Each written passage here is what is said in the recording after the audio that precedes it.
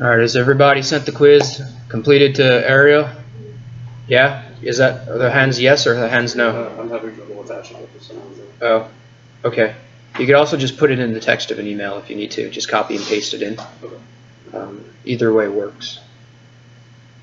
Has anybody...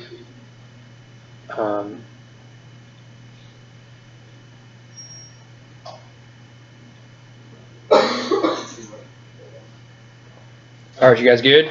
No, not yet. Okay.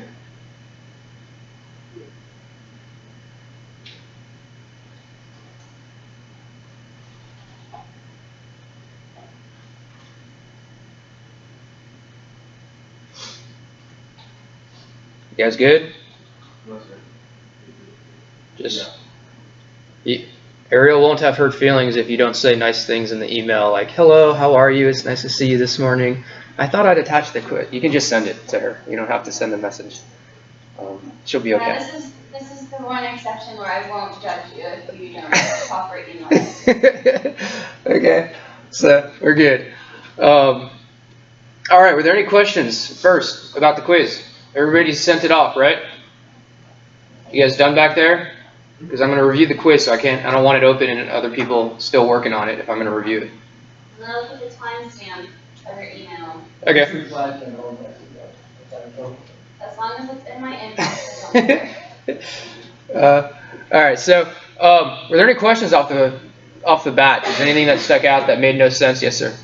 I totally forgot what HEOG was. Yeah. That's Okay, so did anybody remember what HEOG was? Something else. What was HEOG? Horizontal electrooculogram. Yeah, so we had horizontal electrooculogram. So we had your HEOG. So we had horizontal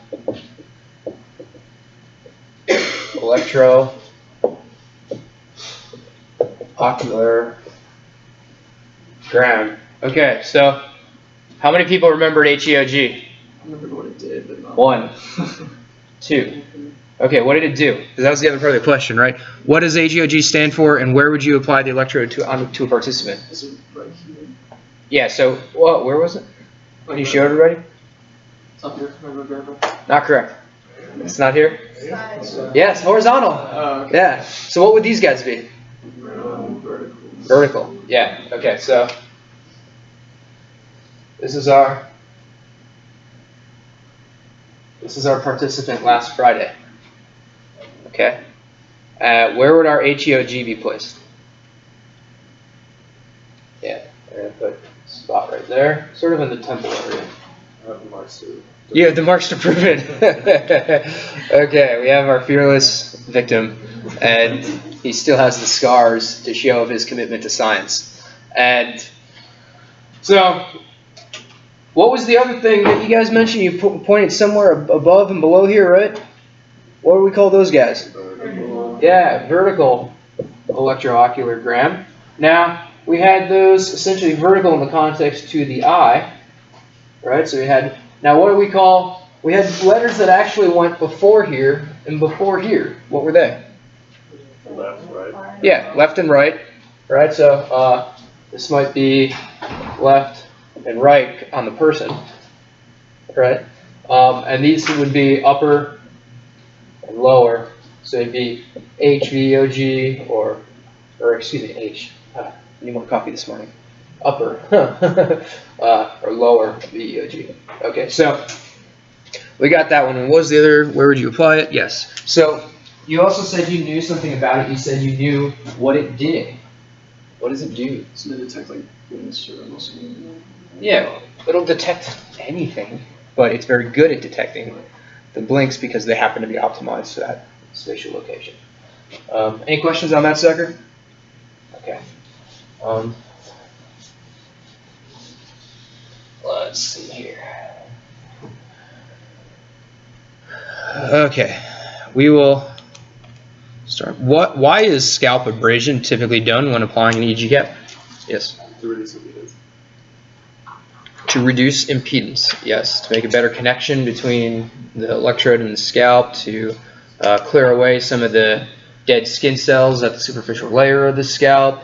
All these types of answers would work. Yeah, do you have a question? Okay, sorry, your hand. I was just hanging out. Okay, so any of that kind of stuff works. Why is gel used when applying the EEG cap? Val? Because it's made of water, so it improves conductance of the signal. Are you sure? No. Were you here for our toaster example? No. Who remembers our toaster example? What was our toaster example? Dropping toaster into the bathtub. Yes. If you had a toaster and it was plugged in to the wall, would you jump into a bathtub? No, of course not. It's absurd. It's dangerous. Kids, don't try this at home. Seriously. What's that?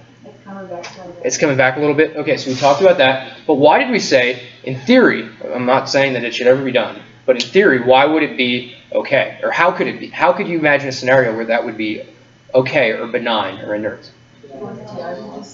If it was distilled or deionized water. Okay, so the reason, what was the question? Why is gel used and what is it made of? The reason why it's used and what it's basically made of, obviously they're very close in the same answer, but it's not because of the water. The water itself is non-conductive of electricity. What is it that makes it so dangerous and threatening? It's the ions. It's the salt, essentially, what you can think of. We consider it salt, but yes, it's the sodium ions and other things that those are the particles which actually conduct the electrical signal. And that's why we're using it at the scalp. Because we're making that connection between the scalp and the electrode. Okay. All right. Was gel, scalp abrasion. Identify some of the advantages and disadvantages / limitations of filtering your data. So we've talked about a handful of different types of filters so far in class. High pass, low pass, things like that. What were some of the things that we talked about last class before we went to the lab about filtering and some of the reasons why you might want to do it, why it's helpful, why it's a good strategy, but also some of what are the limitations that you have to keep in mind. Yeah? You know the answer? Your hand is up. Well, do you know the answer? Take your best guess. We'll work from it.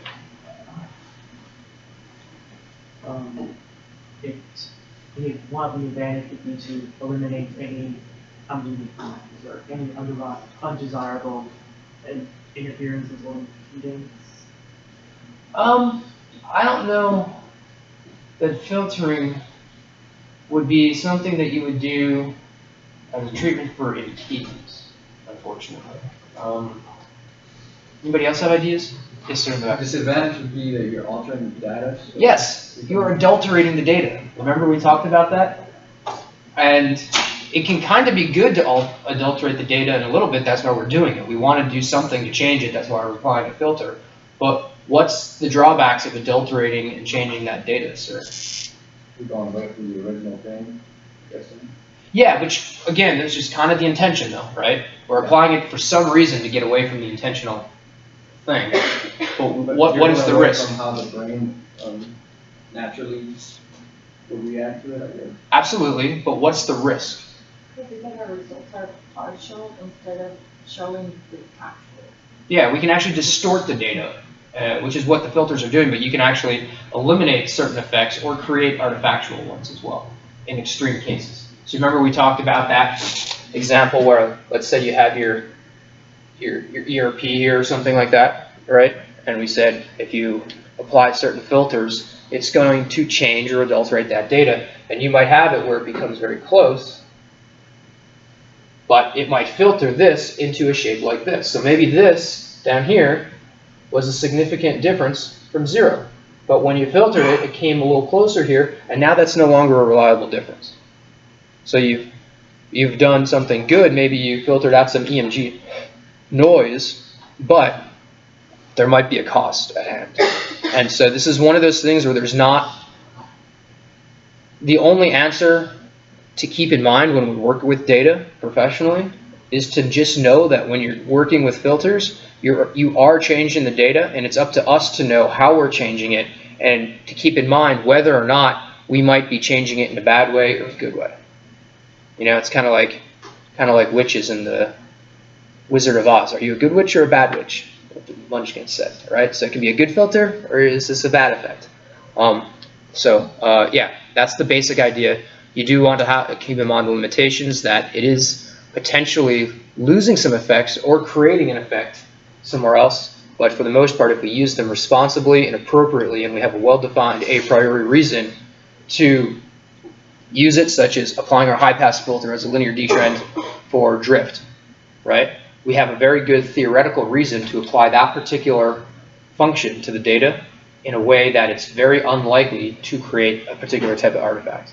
And vice versa for like low-pass filters and stuff like that. If we do it at the right time in processing, in the right ways, we really mitigate or attenuate or lessen the probabilities that we're screwing up things in a bad way.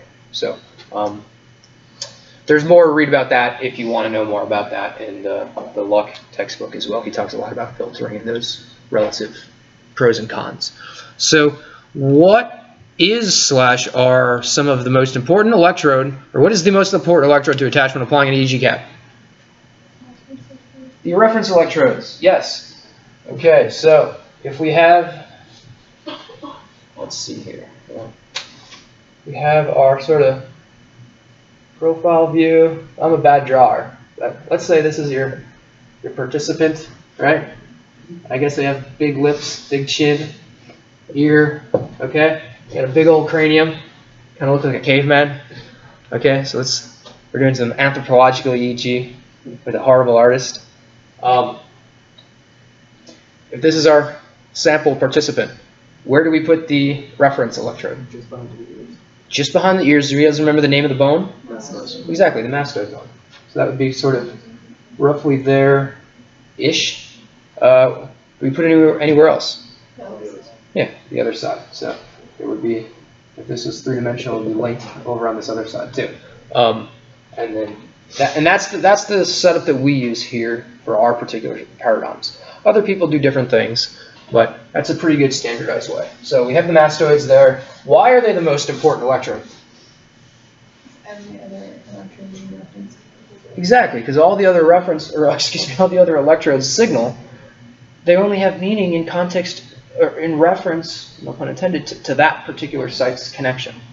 So if you want to help to get all of those suckers down in impedance, then that's a good spot to start. So speaking of that, our last question, it looks like, is what is impedance in regards to EEG recording, and what efforts would you make to reduce it when applying an EEG cap? Any? Yes? The resistance of the scalp that distorts the data between the electrode and Yeah, so sort of electrical interference, resistance that's distorting that signal that we're trying to record, right? And you guys remember, we're always playing this delicate balance between signal and noise, right? So you have this, our basic trace, it's messy, because it's at the scalp and it's got EMG, right? But, so there's noise within there, but the theory is that there's also some signal. And we want to be able to pull those different things apart. So let's say you would break that down. Let's say we, in a hypothetical, theoretical way, okay, you'd have your signal, a pure signal of whatever that is, hypothetically, and then if we took that away from our noise, then we just have the noise down here. Look at that. So if this is our general signal, let's say it even comes up a little bit, right? Here we have the blend of the signal and the noise. In theory, we can separate those two signals, and we can get, or you can get into all the math if you want to get into Fourier transforms and stuff like that, but that's not what we're going to focus on for this class.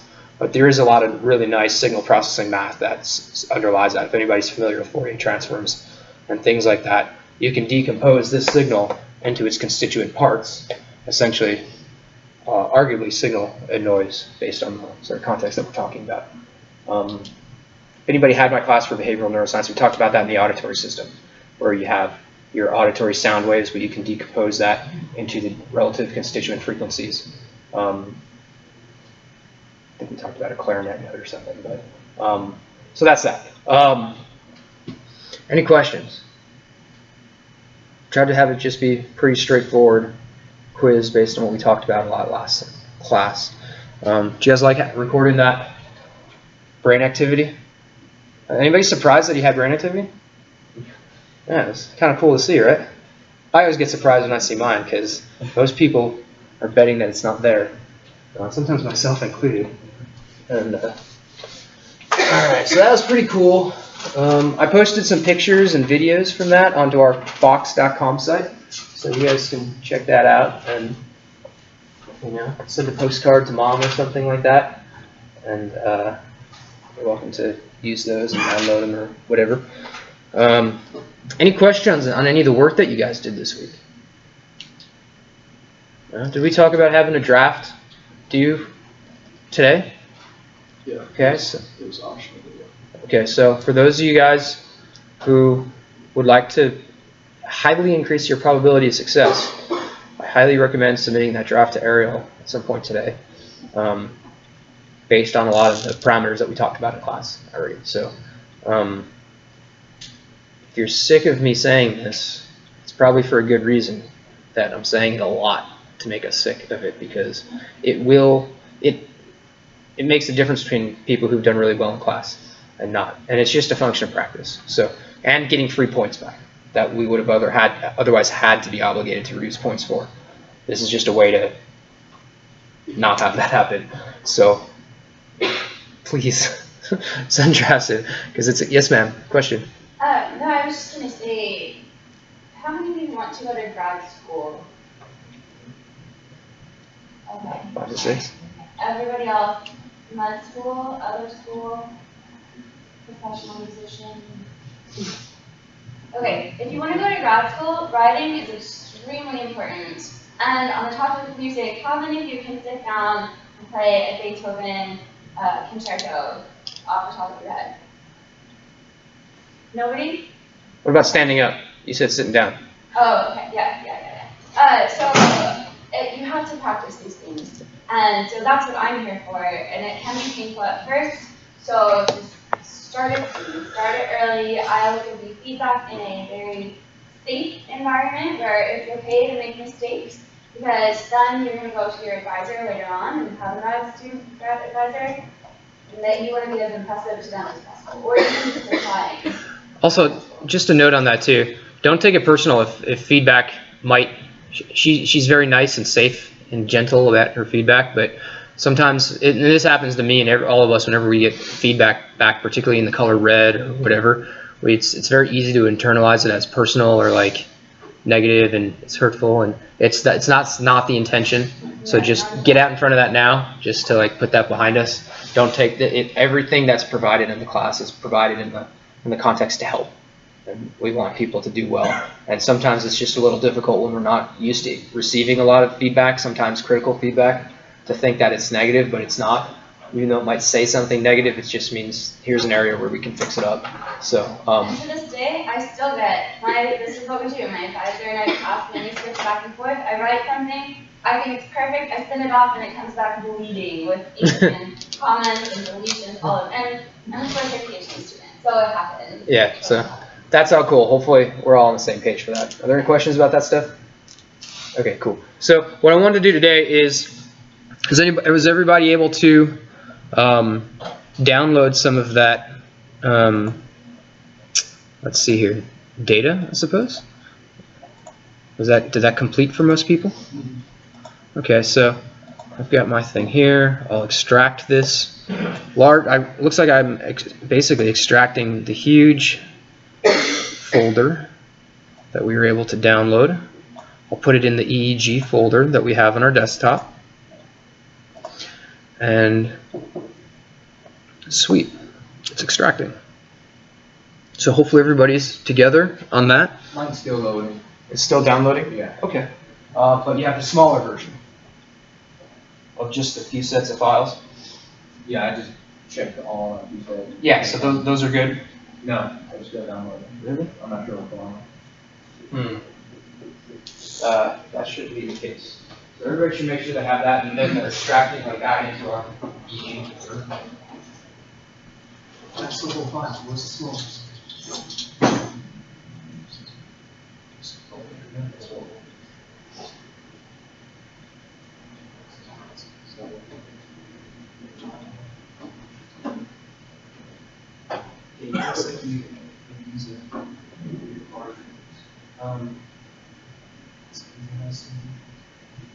Yeah, this is, you didn't download the actual one. That's why it's what you might want to do is, sort of, you could cancel the video download for the moment, then download a couple of those individual files so you can work with us, and then go back and restart the part. You know what I'm saying? Yeah, okay. You paste them? We'll try. All right, so everybody good? You guys good back here? Cool, so we have our pre-processed clean data. Okay, and here's what we're going to do. Okay, we come to our MATLAB environment, and we have, let's see, our GUI. Okay, so what we can do, just to start off with, is let's load one existing data set. Okay, and now what I'll do is I'll navigate to the folder, in this case, that we just put in there, pre-processed EEG that was cleaned. Okay, so remember, like I said, I've already cleaned this for you, and our file names give us insight into that. Okay, and so we'll start, I guess we can stick with subject 3, our first one. Our file name tells us what happened to it. So we resampled it down to 256 hertz. Everybody remembers that we've already re-referenced it to the mastoid and applied our high-pass filter. So now it's been resampled. We applied an events list. Okay. The epochs were pruned with this thing called ICA. Okay, so we'll talk about that. And then we rejected our components, R and C. Okay, so the components were rejected, and then our artifacts were rejected as well. Okay, so we'll just grab one of those files here, grab number 3, and I'll open her up. Okay, so when we do that, now we see all of our information in our GUI like we normally do. We have a file name. We see that here. It tells us we have 38 channels. Our epochs are down to 242. Okay, it's not our typical 300 that we started with because why? Yeah, we've already dealt with some of these artifacts. Okay, tells us our sampling rate. We've got ICA weights that now say yes. Okay, and we've applied our channel locations and all that kind of good stuff. So let's take a look at what we mean by that. Okay, so first things that we're used to doing is we're used to coming to plot and do channel data scroll. Okay, so if we do that again here, we'll see our typical thing. We can maximize it. Okay, and then I usually like to come here and I like to view it at about 75 microvolts. And we can see our typical parameters. So each one of these vertical lines is one of our events, and we see our event code listed with each of these events. Okay, now each of these epochs, right, a period of time is numbered. Epoch 1, epoch 2, epoch 3, epoch 4, epoch 5. All right, and on the y-axis here, we have all of our electrodes with our International 1020 system labels and our ocular electrodes, HEOGs, VEOGs, and some mastoid stuff as well. Okay, ground and all that good extra stuff. Now, of course, what we really care about are these 32 labeled ones. We can see all of them changing in slightly different ways over time. Okay, now a couple things to notice here. Our epoch, as you remember, right, it starts at, we basically frame it around our stimulus onset, which is time point 0, and then it went back to about negative 1.2 seconds. Remember that? When we epoch the data, we set the parameter there, and then we extended it out from stimulus onset. So remember, all the way out to about 2.7. That's about where that is. Okay, so we went negative 1.2 to positive 2.7 seconds. Now remember, how long was our stimulus actually on the screen during the time that we actually care about? 1500. Yeah, 1500 milliseconds. So it actually goes out only, what we care about is really just this little snapshot. But what we did was we extended our window all the way out to here. Okay, and the reason that we did that is what? So that the edges of the data are okay. Exactly, we talked about edge artifacts. Okay, anybody remember what he was talking about when he said about the edges of the data when we apply our processing? So the idea is, if this is our epoch, okay, in time, let's say T0, stimulus onset, okay. You guys good back there? I'm trying to download the smaller parts that you were talking about. I'm trying to figure out exactly what it is. Okay. Well, Ariel, are you guys good? I think we're we're good here. I'm not sure what's going on here. Okay, let me know if I can help. Yeah. So, let's say that this is our window of time that we're interested in our epoch. When we apply some of our spectral filtering or spectral decompositions later, if we're interested in the oscillatory frequencies, the function that's used when it gets to just the start, or what we call the edge, and the edge of the epoch, it gives kind of something like that, a goofy artifact. And it extends about this much period of time. And so what we do is we create, instead of having to give up that time from the epoch we care about, making it smaller, we extend our epoch longer, knowing that we can get rid of that crap. Everybody on board with the idea? That's why there were so many blinks in the data. Because the subjects generally followed the rules, and they didn't blink during this time so much, but they were blinking a lot over there. Do you guys remember that? Okay. So, we have these blinks in the data, and every now and then, they'll blink over here too. And the idea that you guys worked with for homeworks over the last couple of weeks was that you would reject any trial where there was blinks, even if they were out here, right? And we ended up with nearly no trials because they were blinking all the time out here because we were told them, it's okay, you can blink then. So we have a problem. We have to figure out how do we salvage these trials. Okay? So we're going to introduce something called the independent components analysis, which has already been applied here, but what we can do is if I scroll along here, you see how all those blinks are gone? So, what do you say? Oh, it's so perfect. It is so perfect, yeah. Okay, it's beautiful. And look how many there are. You told me you had 20 a subject left, right? We're down to 115, we keep going. I mean, and isn't that nice and clean and pretty? Okay, how the heck did this happen? All right, well, what happened is we did something called independent components analysis. Okay? This is kind of a complicated topic, but it doesn't have to be. We're going to keep it real simple. All right? So the idea here is that we have all of our electrode channels. And we have our scalp. Left ear, right ear. Right? Little nostrils for the nose. All right? And you have all of our electrode sites, International 1020 system.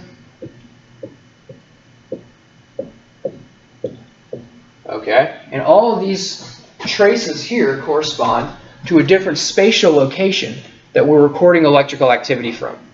All right? Now what you can do in signal processing is you basically work with algorithms that people have developed to identify.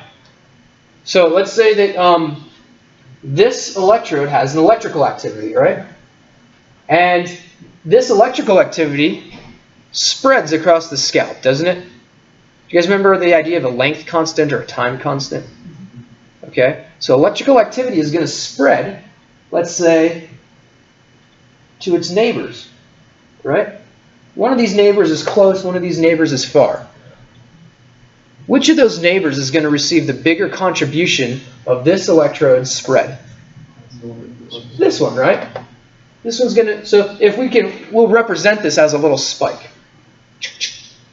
Now, this one's going to have some spread that it's going to detect from activity here, but it's going to be relatively smaller, right? Because it's further away, and electricity goes down as it spreads away because of the impedance on the scalp. Everybody on board? So the idea here is that even this electrode might receive just a little blip, potentially, mathematically. Now here's the beauty of it. You can mathematically, we know what the time constant is.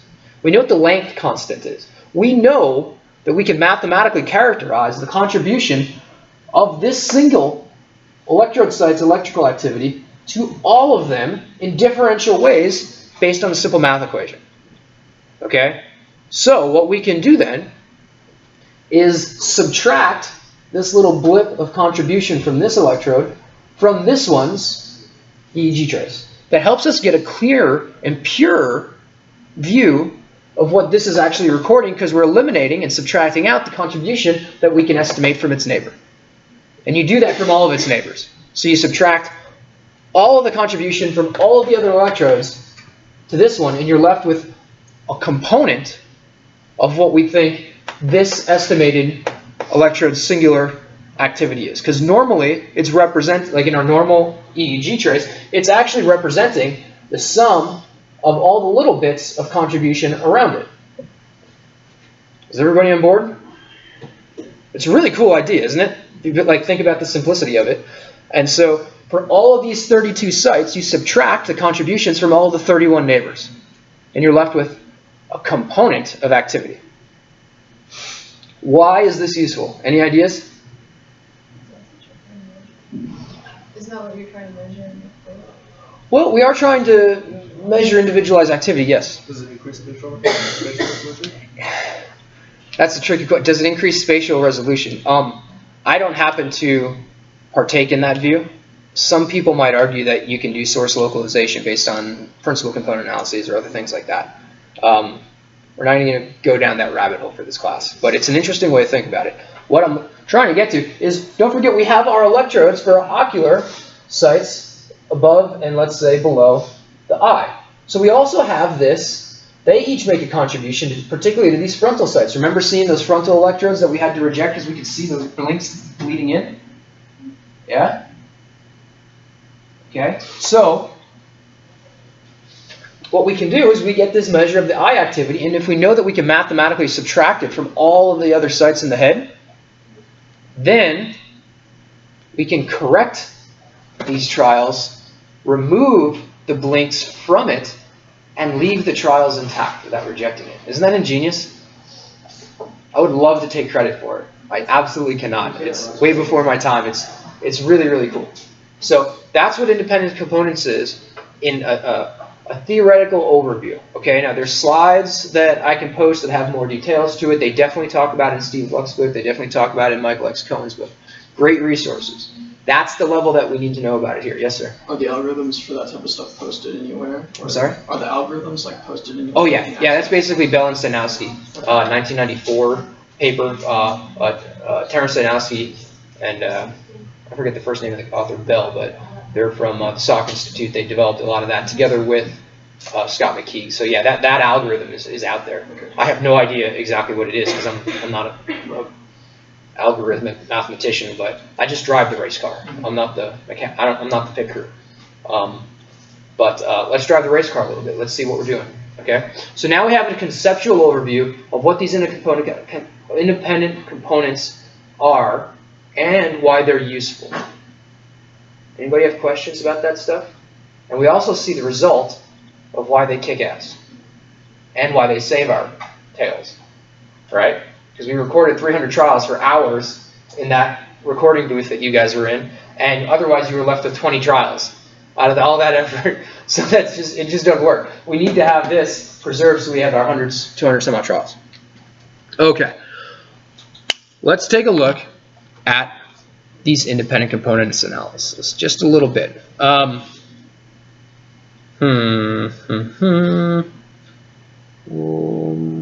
Where's our data? So I want to, let's see here, data sets, EEG, preprocess, and basic EEG. Oh, I haven't run it. Okay, so what we can do is I have this little series of code here. Okay, now what I did, I took this from this larger set of code that I have on our class for this data. You don't have to worry about all this extra junk, but I'll just show you where it came from. So we're going to grab this code, which is just basically plot the EEG and plot our selected components, channels 1 through 38. Okay, so what's going to happen is I'll X out of that box. Okay, and let's see if this works. Question? Did you get that one from the descriptor From what? title for home practicing?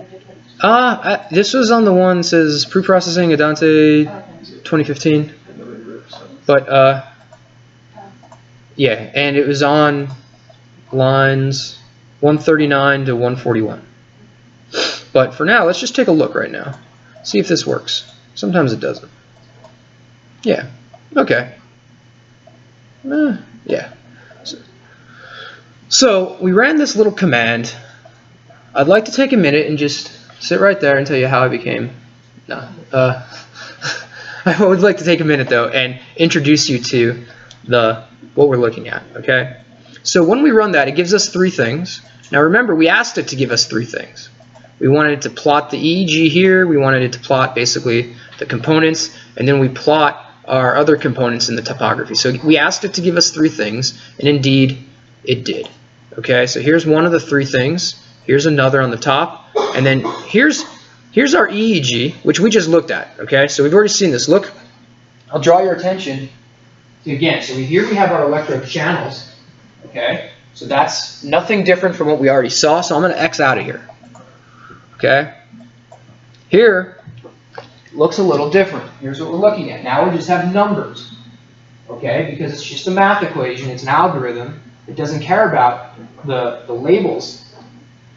It just wants to know which component is now left. And we rank them based on the magnitude and how big these components are. So the ones up on top are the biggest ones. That's why they look huge. And we get down to the bottom ones, they get these tiny little components. Okay? So let's take a look. I want to introduce you to some of the things that we look for in independent components analysis. Okay? And this is kind of a really cool thing. So here we have the topography shown of a bunch of those individual analyses. Okay? And then each one is numbered, and if you grab, let's say, one of these, it's going to show you a bunch of information about this. Okay? So here we can see it's very localized to this frontal site. Okay? As is this one. Now this one, like I said, we've already cleaned this stuff up, so do you guys want to see a messy subjects and see what the blinks look like? If you do, then we'll have to download at least one file from Box. Okay? Let's get to that in just a minute. Okay? Let's just take a look here. So let's say I grab number 3, and it opens up. So we see a bunch of stuff here. What are we looking at? Okay? So let's break this down. All right, here we see the topography of this particular component. We see that it's very frontal. Okay? We also see that we can see that aspect, basically the averaged ERP of that component relative to stimulus onset and across the time period. Okay? Now we can see where that relative activity increases in red or decreases in blue from all of our trials, number 2 up to 240 something. So what this figure here shows us is it's stacked, every trial on top of each other. We trial 1 in the experiment to the very end. And we can sort of, we'll see how we can zoom in on that. And that'll show us different aspects of artifacts, and then we see the power spectrum here too. So remember we talked about frequency, and we said we could look at frequency, let's say over time, and then we had, let's say, 4 to 8 hertz. That was theta, and that one here we can map up to 100 hertz. You have 30 hertz. All these different frequency bands. So we have those same frequency bands now on the x-axis now instead, and the power is basically the magnitude. Okay, that's basically the amplitude of that signal. So, and we can see where there's a bump in that relative frequency. We don't really worry about that when we're rejecting artifacts. We typically look at the spatial distribution, well, at least I will, and I'll look at some of the patterns in here. But this is a clean one right now because I've already cleaned it for you, but I wanted to introduce it to you so you understood a little bit about this extra information that we have now in the data. Okay? And maybe a little bit later we'll show some messy ones and we can work on rejecting some artifacts. But what I wanted to do is use the clean ones so that we can dive ahead into more of the data analysis. Does that sound good? Any questions or comments or requests? Yes? What do you mean by component? You're not talking about each individual electrode, right? You're talking about... Well, we're talking about each individual electrode's component that's contributed to the overall scalp signal. Right? So anytime we have a scalp signal that we measure with an electrode here, it's actually reflecting not just activity underneath this electrode, but a little bit of contributions from its neighbors. And indeed all of them, a little bit. Right? And sometimes they're going to algebraically cancel out, too. So the component is supposed to represent this individual electrode's contribution singularly on its own after all the other ones have been sort of algebraically or algorithmically subtracted out. It's a weird concept kind of to get our heads around at first. It's kind of like what that electrode is meant to measure. Kind of, yeah. Yeah. Which of course it doesn't, right? Because again, the first thing we said is it naturally has to measure a little bit of everything, right? It's kind of like an audio recorder, right?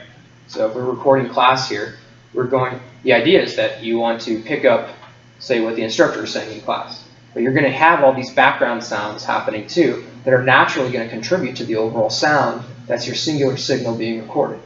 What we want to do is subtract out the background noise and keep the signal of what you have interested in, conceptually. Okay, so that's a little bit of a primer on ICA.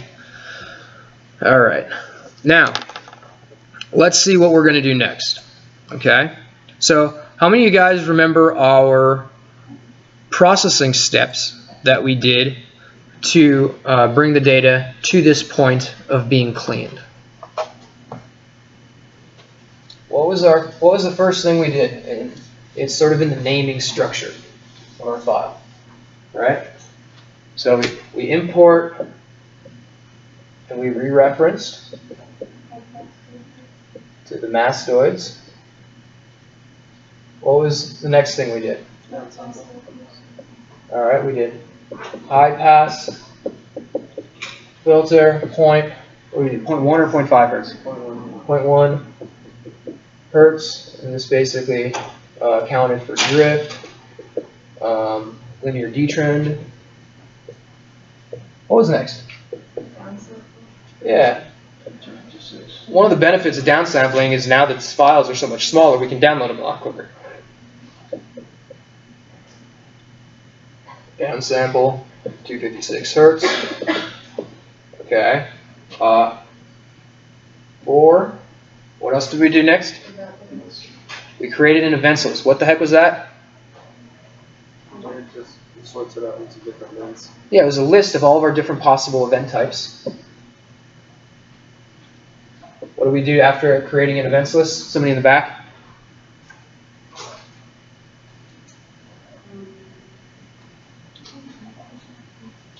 It's in the names of the files, guys. Not quite. What's the next thing after elist in the name of our files that we just epic? And that sliced our singular EEG into our multiple individual trials. Okay. Now, what do we do after epicing? Exactly. We did our artifact rejection and artifact correction. Okay. So, that's where we're at now, right? You guys should be really familiar with these steps because they're what you're going to be describing in your method section. Right? You want to tell people the procedures that we used. So, this is where the data is now. Yeah, the answers are literally here. So they're there because I forget them. We want to know, crap, what do I do to this data before I do more stuff to it? And now that we have this, we're going to move and transition from our EEG analysis to our ERP analysis. Okay? So if we have, I'm assuming everybody has this file loaded up at this point in the class. We're about an hour deep. And so hopefully you can come along with me as we move along through here. So what we're going to do is, if we go to ERP lab, we've already done our event list. We've already extracted our bin-based epics. And what we're going to do here is, we've already done our artifact rejection. We are going to compute averaged ERPs. Okay? When we compute our averaged ERPs, it's going to ask us what data set. We only have one, so it will be data set 1.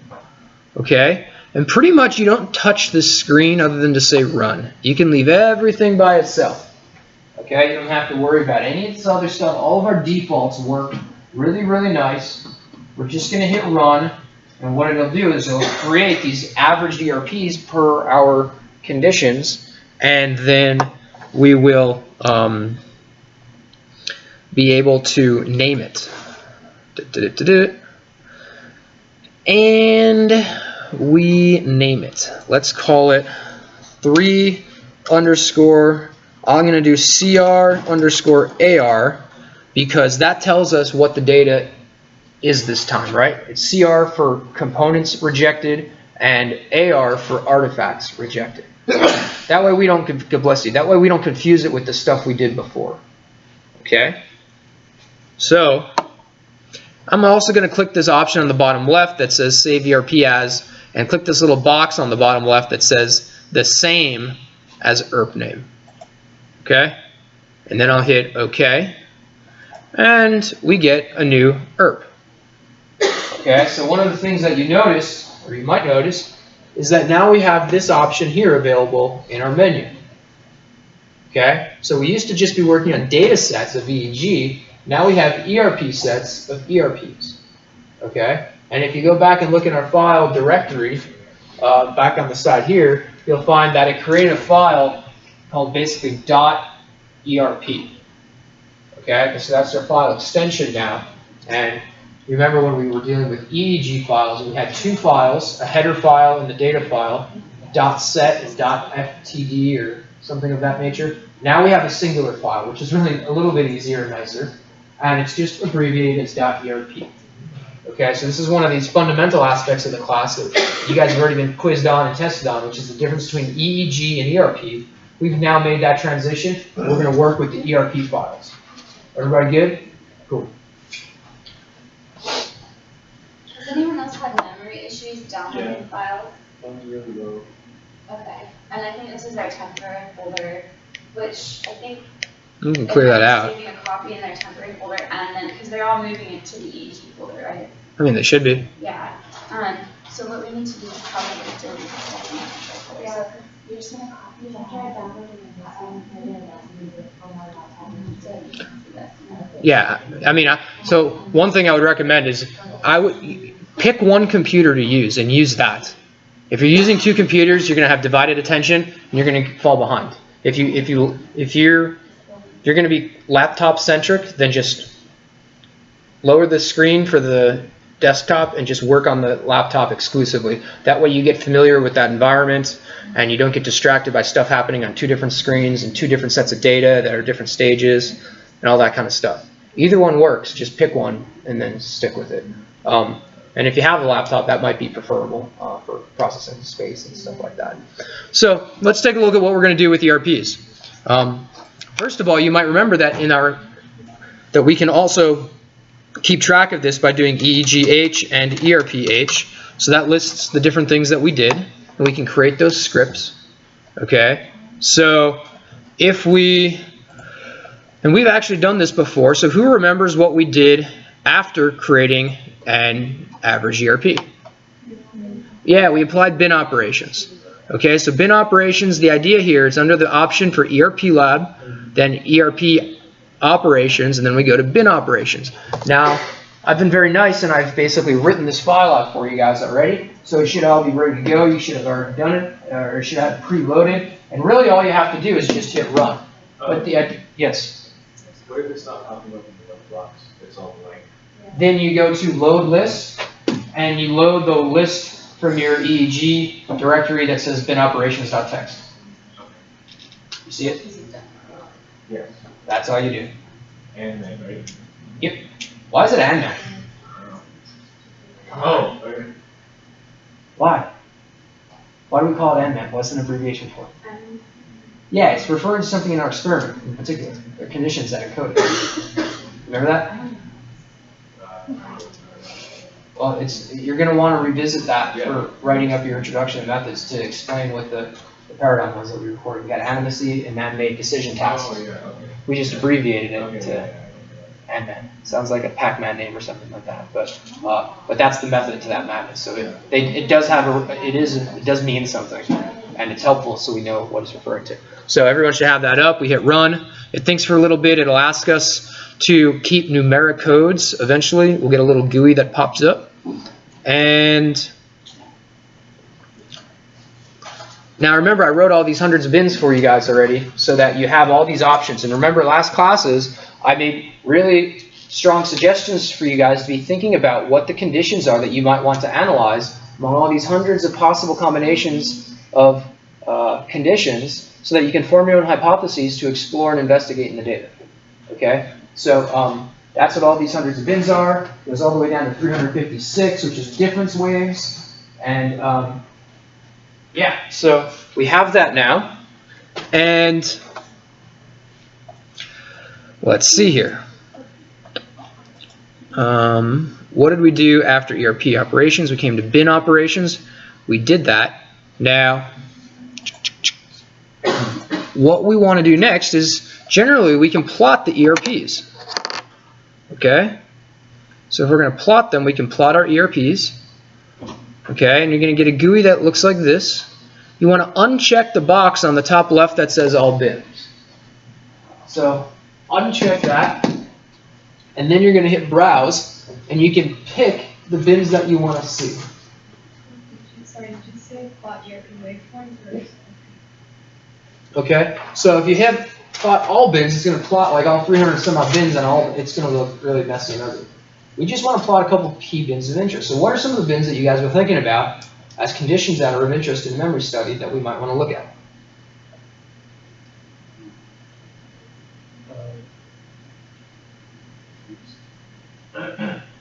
What items remembered with high confidence versus those remembered with low confidence?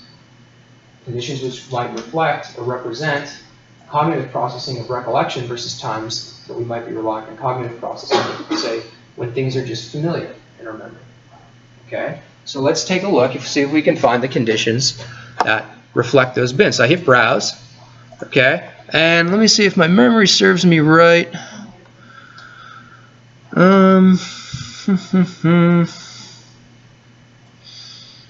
It would be bin number 87 and 88. Why don't we do that? We'll do 87.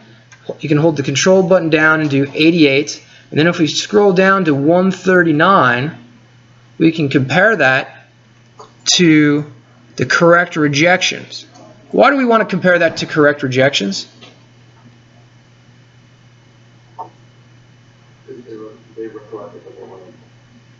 Yeah, so our correct rejections are serving essentially as our control analysis. So those are the new items.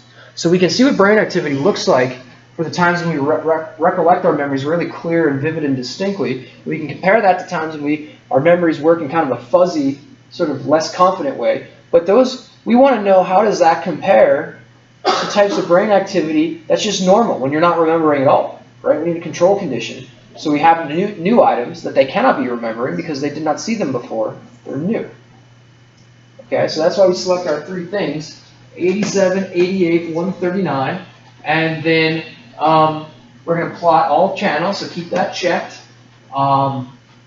And that'll pretty much be it. What you can do is you can hit plot, and we'll take a look at what they look like. Okay. Now, we can see a handful of these. Now, because our time goes so far out, why don't we try plotting that again, but use our typical epoch of -200 to 1500. So where we do that is on this spot here where it says time range. Okay, now this time range is shown in milliseconds right here, and we can change it. We can type in whatever we want. So why don't we just do -200 space 1500. And we hit plot again. Oh, see how that cleaned up our signals a little bit? They look a little bit different than what we plotted a moment ago, right? So now you can grab any of those and take a little bit of a closer look and whatnot, and do that. Now, the other thing we can do is we don't really care about these sites anymore, do we? Not so much. So we can X out of here. We can go back to plotting ERPs. And it remembers what we told it before. Ooh, -22. -200 actually. -2. And let's take a look here. All channels we can no longer need to check. Instead of 1 through 38, let's just turn that 38 into a 32. So now we only plot the electrodes that matter to us. And I can hit plot again. And we can start to see things become a little bit more clear. Okay? Ooh. We're still going a little. Let's see here. I got to open this up a little bit more. Are there questions on what we're doing? Am I going too fast? Huh? Can we take a short break? Sure.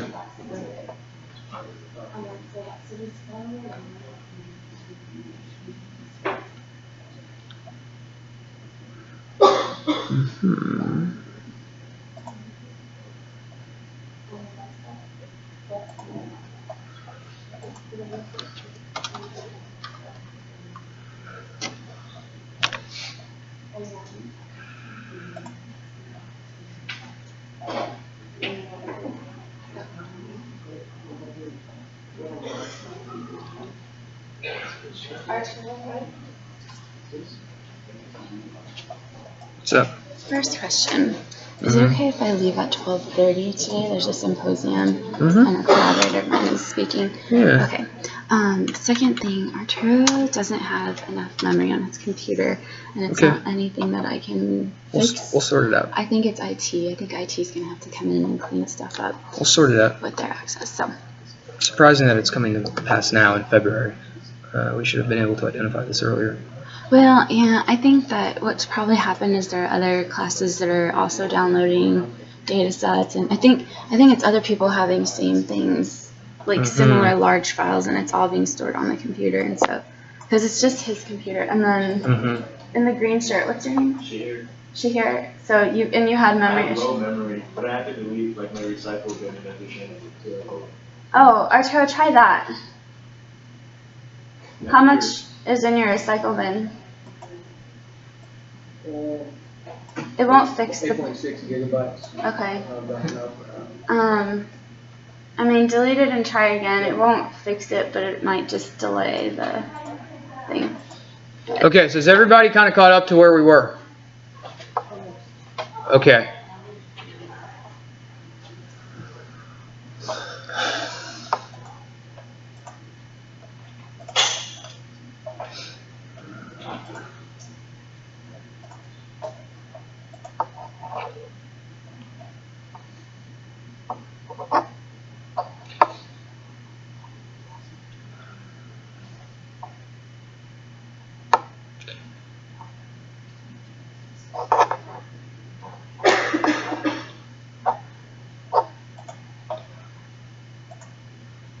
All right, is everybody ready to keep moving forward?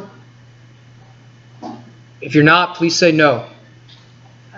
Okay, what do we need to do to catch up? I'm already in the process of catching up. It's like, you don't have to worry about it. So you have the data there, so you're ready. We're good.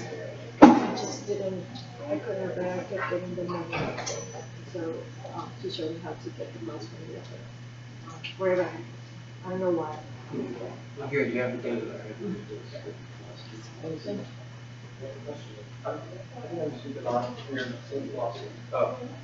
Alright, so here's what we're going to do. We just did a sample of one subject, but we need to do all of this for a lot of our subjects. So we're going to go back to that batch scripting idea that we did operate with before.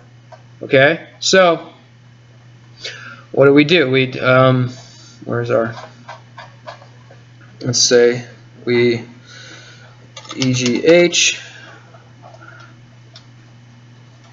Okay, copy that. We're going to paste that into our editor. Okay, we'll add a new one. Okay, then we'll come from EGH, we did ERPH. Okay, I'm going to grab the first two lines, our pop averager and our pop save my ERP. Okay, which is our create average ERP and saving it. And then we'll actually do the third one as well, grab our bin operations. Okay, actually, yeah.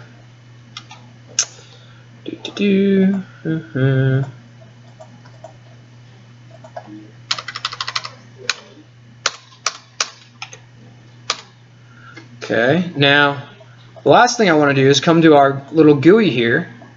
Now we have our ERP set. Let's save it now that we've done our bin operations. Okay, so I can save this by going save current ERP set. And it's going to ask us what we want to save it as. Just keep that name the same. Hit save. Replace it. Yes. Okay, and then I'm going to get the ERPH command for that.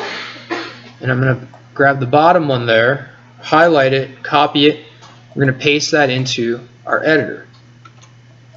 Okay, so let's take a look at what we have here, because we can use that one example that we did to process all of our subjects so that we can move forward. We're going to start with our for loop, and for s equals, let's say, 3 through 27. Okay, we're going to do our next line, which we're used to typing. We're going to say subject subj equals num2 str parentheses s.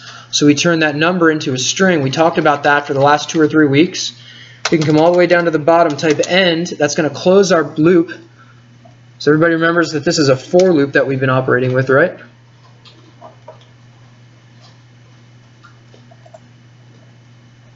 Yeah? Okay. So let's create some space here. All right, I'm going to put a little label here on the side. We'll comment that, and we're just going to say open EEG lab. Then here we have essentially load in EEG data. And then the next one is essentially create average ERP file. And then the next one is save ERP file. Okay, and then underneath that we have apply bin operations. Oops. And then here we have again as save ERP file. Okay, now underneath there I'll just basically do CLC and clear all, just for good measure. Okay, so let's remind people what we're working with here.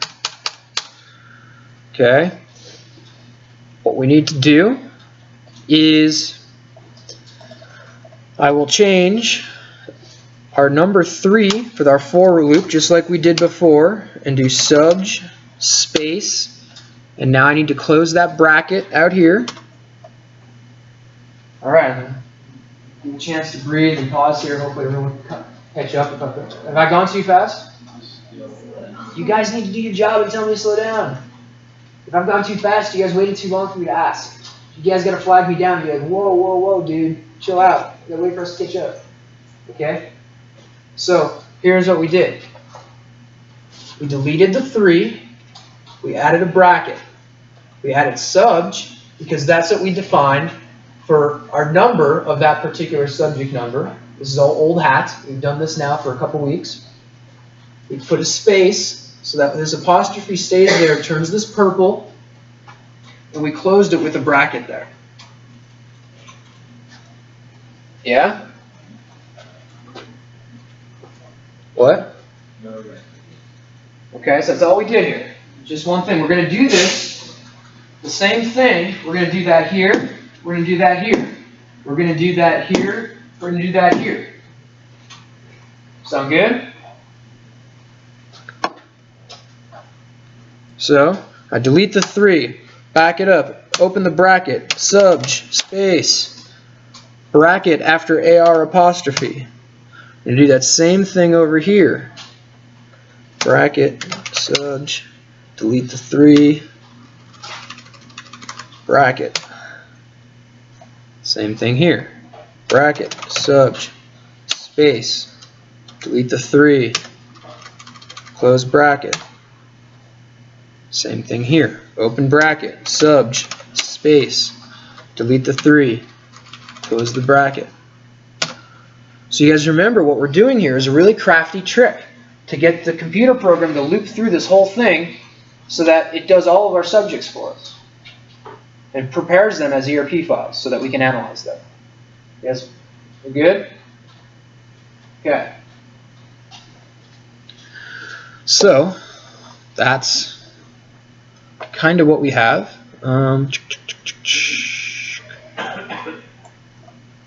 Has anybody not done that? Working on it. So for what I'll do is I'll save this as well, because it's always good to save our scripts before we run them.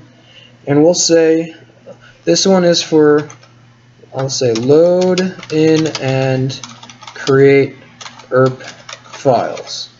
And I'll name it our date, Feb 19, 2016. Just so we know what it does. Oh, it doesn't like spaces in here, so I'll delete the spaces and put underscores instead.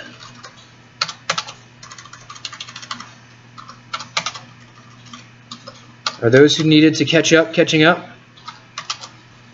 Arturo? No? Tom, are you there? Arturo, is your issue a computer one or is it just a catch-up one? I'm just trying to see if you typed in. Okay, so I took the same 4 things in each of these sections. So we made this, we concatenated that. We can delete this space actually, although it shouldn't matter. Concatenate that, and that. Okay.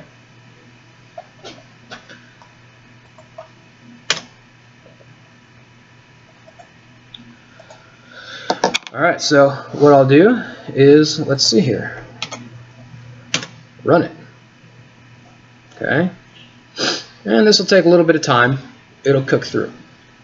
Okay. You want to overwrite it, just say yes. And it will save and work and all that. And it'll live through each subject, which is really nice. This is margarita time, right? That's why coding rocks, because it allows us to have a nice, delicious margarita / mojito / whatever your libation of choice is. What's the nutstring function? It's a NUMSTR? Yeah, NUMSTR, parentheses, S, close parentheses. It's not. Might be a little typo. Let's see if we can sort that. Let's take this here. Number 2 between number. No. Computers are like Forrest Gump in the army. They do exactly what you tell them to do. Right. They're also good at this. That is the wrong code.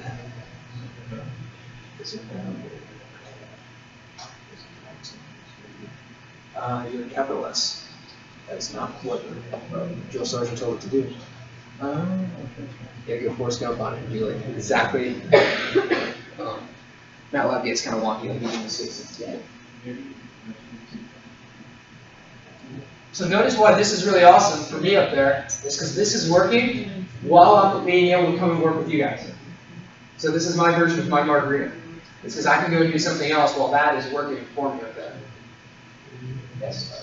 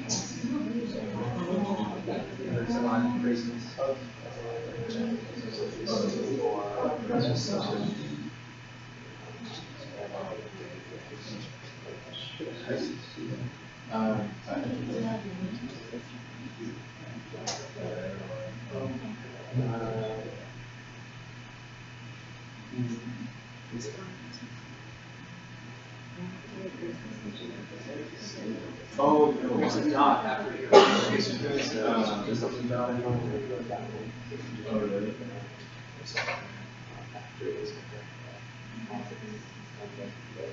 Oh, actually, I just, we're saving it, right? Well, actually, I don't know. Well, try out whatever your idea is. Well, no, it's okay, every time you this, I didn't even know it. So I don't know if that. I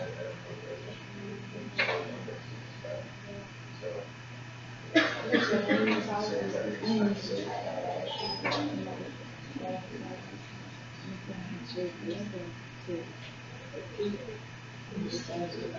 Yeah.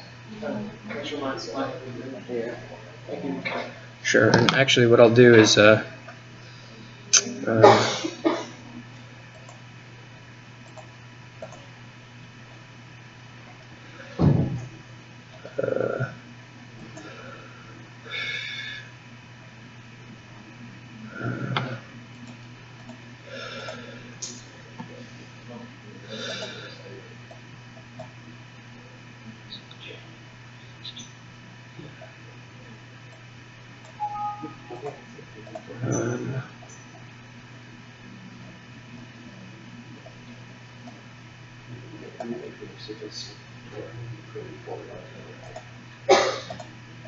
so I also just uploaded the script that I wrote to Box in case you guys want to download it to compare.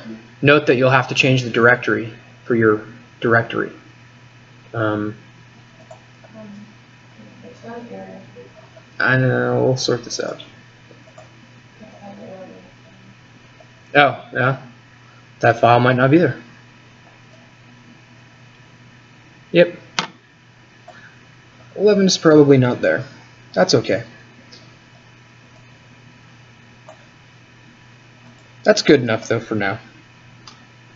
So I have subjects 3, 4, 5, 6, 7, 8, 9, and 10 that completed. Subject 11 was actually a technical problem that we actually didn't include in the experiment, so we skipped that number. Okay. But so we have script work and it produced these output files. Yes, sir. Do you want us to just continue on from both? Yeah. I mean, for now, for purposes today, all we need is just a handful of people like this, because I just want to show you guys how we go about analyzing data and creating grand average ERPs and statistics and things like that. Does everybody have a couple of subjects like this? Yes? What I'll do is these should actually be small files, so I'll upload them and you can download them and it's here too. Okay, so let's create a new folder here. Let's say 3 to 10 ERP files.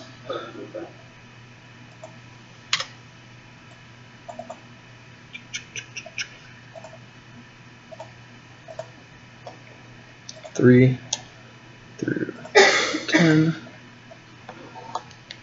So this should zip up there pretty quick, and you guys can download them for yourself, and we can work together. Does that sound good? Is it safe for me to assume that everyone's on board right now? Do we need to tighten things up a little bit? She's not done. I'm sorry? She's not done. That's okay. That's it'll.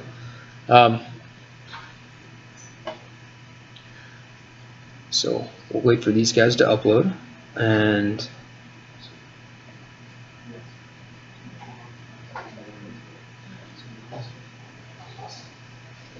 are you doing okay? Yeah. So you doing okay? You still got errors? Yes.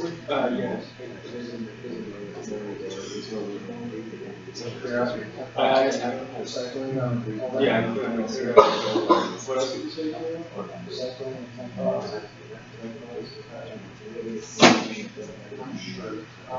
So one thing you guys can do actually to help you is send me an email with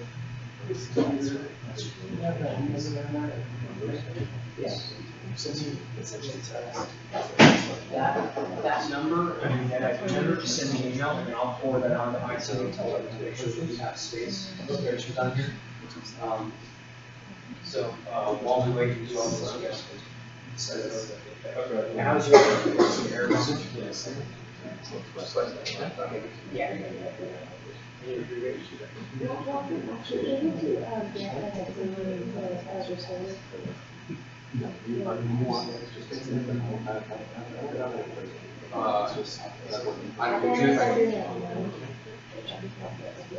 Yeah. So I was going to do that.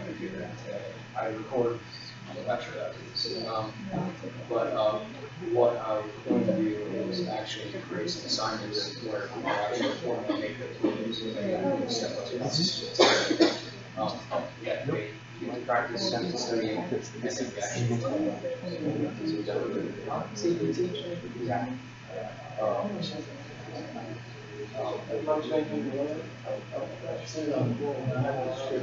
Yeah.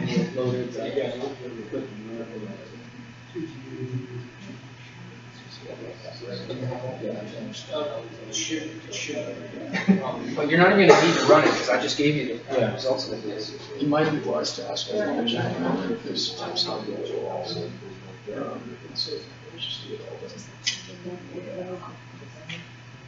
Okay. All right, so if you have memory problems, one thing we can do is if we're in our EEG lab, our biggest files are our EDF files. Okay? So we can just come to that. We can just delete those if we need to. Those are our biggest files. Yeah, because we've already processed forward from there. Yeah. And so delete them, but they don't go away when you delete them. You got to go to the recycling bin and clear them out. Okay?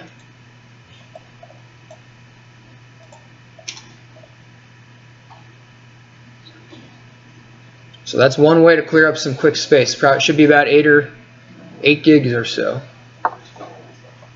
But what we also have is you should have downloaded this 3 to 10 ERP files within our Box account. Does everybody know to do that? Download this folder, 3 to 10 ERP files. If you already have subjects 3 through 10 ERP files, then you don't need to download it. But for people who might have had processing errors or memory space, I'm providing them to you here so that we can all move forward together. You guys good and back? You guys download them? What about you? You good? Sweet. Okay.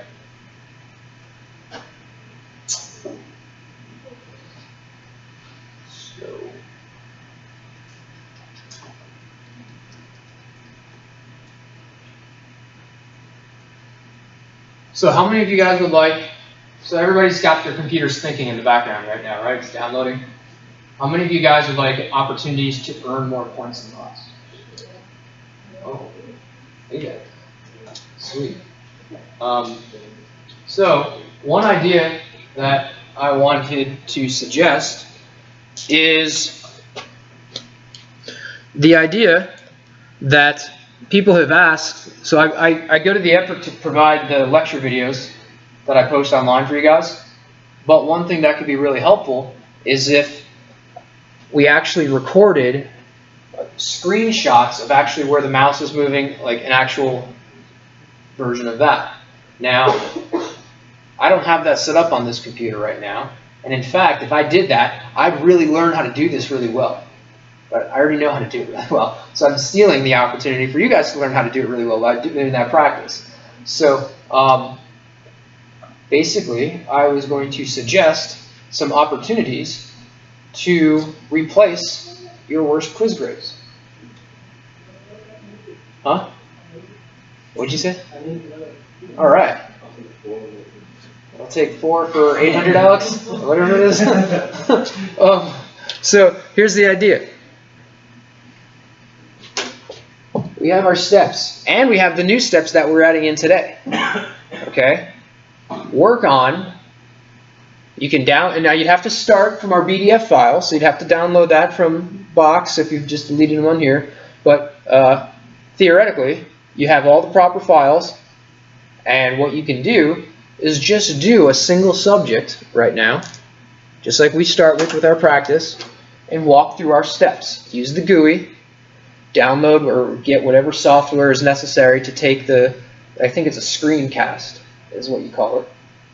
And it's not going to be very useful if all you do is move the mouse and just do the proper steps. What's going to make it more useful? Yes, you need to narrate it, explain it.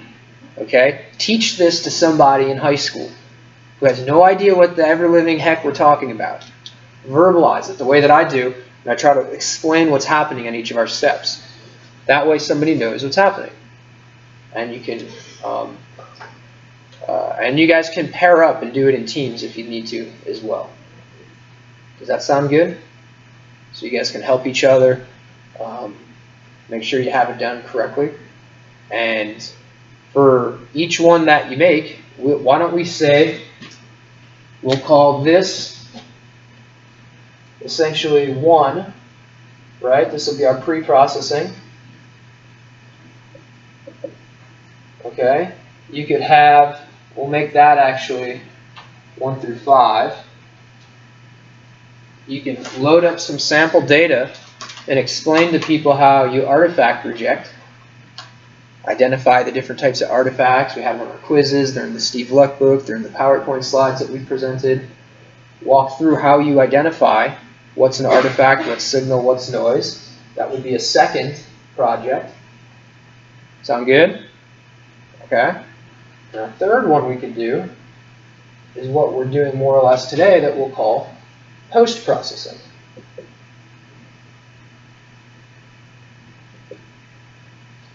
Post-processing, what do we mean? What are the steps we've talked about today? Yeah, it's literally just going through the script that I just provided you of our steps. So you load in, EEG, what was afterward? Average. Yeah, you're going to create an average ERP. What's after that? Bin operations. Now, if you're explaining this to a high school kid or your grandmother on the telephone who's coming to visit her favorite grandchild in college, is she going to know what the ever-living heck a bin operations file is? No. So again, verbalize, explain to people so that they understand what's happening and what it means, right? And then what do we do afterwards? Yeah, it's important. No, seriously. If you don't save it, then you can't move forward with the files knowing what the difference waves are and the bins that we want to compare and contrast. So you have to save it. Okay? Does that make sense? Okay? So we have, that could be a third project. What do you think could be a fourth project we could do?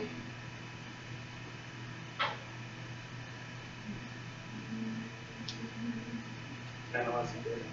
Well, that's kind of what we're doing here. Well, no, I mean like analyzing the result of something that you've been operating. Indeed, but we'll get there because we haven't gotten there yet. How about scripting? Ah, the bane of our existence, right? Yeah, that's why we got to practice. You can make another one if you're so inclined. I'm trying to come up with ideas of ways for you guys to score points here. Does that seem pretty generous? Trying to help out? Okay, so guys, what would you do if you needed to make a little video of a screencast of how to script for this? Huh? What did you say? Oh, what would you do? What would need to be included? Ah, num2string, exactly. Num2string, str. But it's not just str, is it? Yeah, apostrophe s. Somebody else mentioned for loops. Okay. What else might be useful for your grandmother to learn how to script from you on a screencast video? Creating shortcuts. Okay, creating shortcuts. Ah, yes. Using EEG and earpiece, exactly. What does the H stand for? History. Yeah, there's a method to this madness. Anything else that you guys might think would be important in scripting? Don't forget to close the for loop with end. Right? The for has a really good friend it likes, the word end, that closes that loop. And don't forget to, how about the important aspect of concatenating? Concatenating. Basically, what do we mean by that? Using those brackets with the apostrophes and your subj. Yeah? You guys remember all that? Okay, so we have 1, 2, 3, 4 additional projects to replace 4 possible crappy quizzes. What if you didn't just go down the quizzes? Can you do like extra points? Sure. Like the savings bank? Yeah, we'll bank it. We can bank it. That's pretty cool, right? You don't want to bank it? Oh, you do? Okay. Yeah, okay. And remember, you can work with partners. Okay? So, in fact, I would almost require a partner aspect, because one of the reasons that partners will be helpful is, one, you divide your workload, right? So everybody wins. But 2, it's a sanity check to make sure that what we're doing and saying is proper and right. Right? So yes, sir. Is screencast free? I don't know. If you have the time, you can learn files and then use screen recording. You don't get down, because usually they're like $15 for Yeah, I don't know if it's free or not. All I know is that the points will be free. And it's not a requirement of class. It is merely extra. So you don't have to spend a single penny. Unless, of course, you'd like to go do extra and go above and beyond and bring in some of the points. Yeah. Although, here's what I would say, though, is if you're going to find it for free, the idea here is I want to use this to sort of spread the gospel of neuroscience a little bit and be able to share this. We'll put it on YouTube or on sites online, because I want to be able to help people. Broaden our educational aspect and outreach to the public, so to speak. So, if we're going to do that, if you get something for free, don't get one with some crazy gigantic watermark that's going to be all. Seriously, this is why they're free. And I've tried this before. Like I've tried to play this game, right? It doesn't work because, look, you guys could use this if you go out to work on your homework and you want to go see what somebody else made. You see some goofies. It's just distracting. It makes it less educational, less effective. on communication loss. So it's free points. It costs $10 for software. You know what I mean? Invest. Make it look professional, because the goal of this class is to do things like professionals. Does that sound reasonable?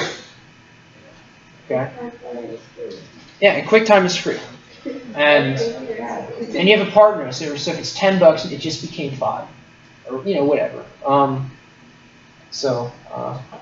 Does that sound fair and good? Cool. And you know what? It's basically, it doubles as a way to practice. So you should be doing this anyways. You should be going home and doing everything that we're practicing in class. That's studying and homework and whatnot. All you're doing is recording it. So, should be good stuff. Now, has our diversion been sufficient to allow all the downloads necessary to move forward? Yeah, we have these files, 3 to 10 We've extracted them. We put them into where we need them to in our folders. And all right, so what are we going to do here? Let's start fresh. And I will do CLC, clear all. And I'll type EEG lab to open up a new set here. Okay. Now you don't forget, when you guys go to, say, if you guys are so inclined to do some of these extra projects, then you can always revisit the lectures that I've posted as well to see what I've said as a guidance along these lines too. Okay. Okay, so we have our GUI here. We have EEG lab up. What we're going to do now, okay, so reminder, we've already done our for loop and scripted our what we call batch processing. We processed all these subjects in a batch with a for loop, 3, say, through 10. Now, this is a hypothetical situation. We might otherwise have a larger sample, say 3 through 30 or 1 through 30, whatever. The only thing that differs is the numbers, right? We're just going to stick with the smaller group here. 1, 2, 3, 4, 5, 6, 7, 8 subjects. What we need to do is create a single file that we will call a grand average file, okay, that represents the group. So this is the whole essence of ERPs, right? We've averaged that electrical activity into individual bins, God bless you, at the single subject level. But now we need to do average across all of our subjects to get even better averaging out of the noise and keeping the signal. Yeah? So here's what we'll do. Very simple. If we want to create a grand average, go to ERP Lab and select the option for average across sets. Grand average. It's towards the bottom. Okay? So that's what we see right there. Okay, it's pretty simple. We're going to grab that. It's going to ask us some stuff.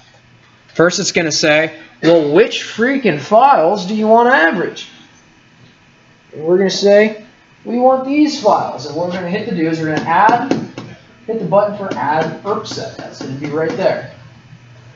So we're adding ERP set.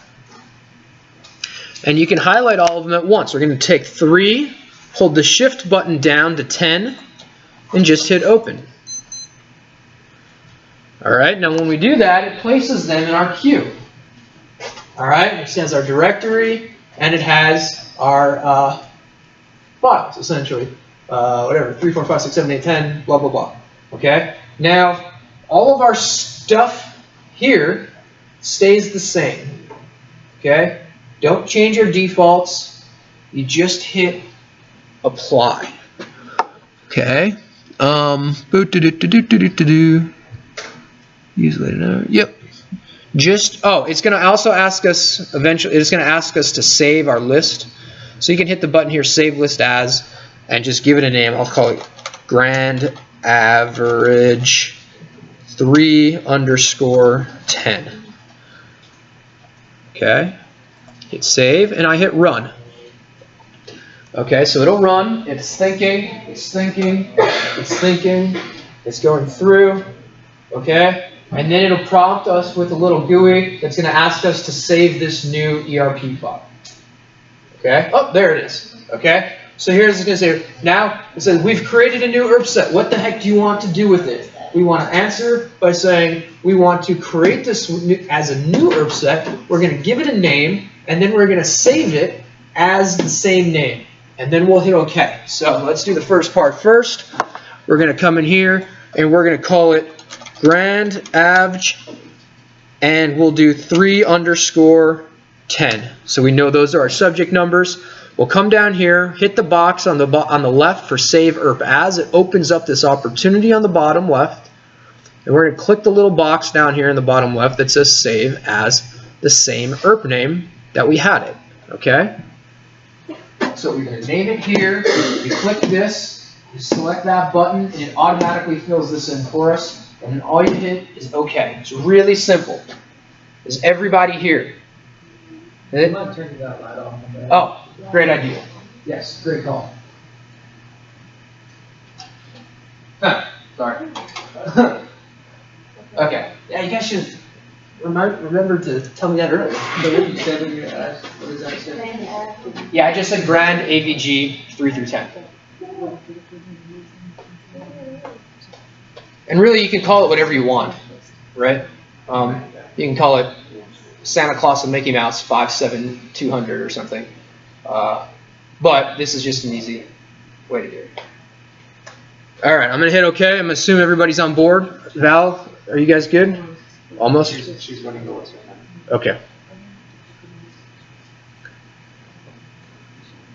Mitch, is it making sense? No? Sort of? Okay. Okay, is the list done running? Are you guys good and back? All right, you guys can hit OK. And it saves. So once it's done saving, we'll know that we now have that ERP set option here. And if you hover over it, it'll show us that we have our ERP set number 1, and here's our file name. Okay? So here's what we do. Now we can, of course, plot our ERP again. And now we'll see that when we plot that, let's say it's everything is this. Oh, I got to reset my things. We had what? 87, 88, and 8.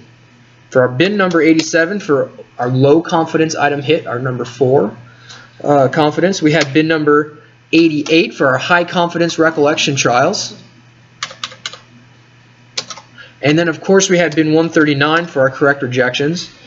I know that you guys might not remember that off the top of your head. I've been doing it for 5 years with these numbers, so I just call them out to you guys. Remember that our channels, we want to just put 1 through 32. And our time range, let's put it -200 to 1500. And our pre-stim baseline, just put none for now. And we'll hit plot. Take a look. Okay, so see how these results have changed a little bit from what we looked at in our single subject version? Remember they looked real messy and goofy 30 minutes ago? Now they're a lot more systematic, right? They look a little cleaner, and this represents that idea that we've talked about conceptually. We've averaged out that noisiness, and we're left with the signal. Yeah? And we can hover over these like we've talked about before, click it, and we can see, you know, our general result like that. Yeah? Cool. And you could always save it if you wanted to save it and do things like that. We'll talk about making figures later. But you can save it. So we've created, now in post-processing, after saving, what do we do now?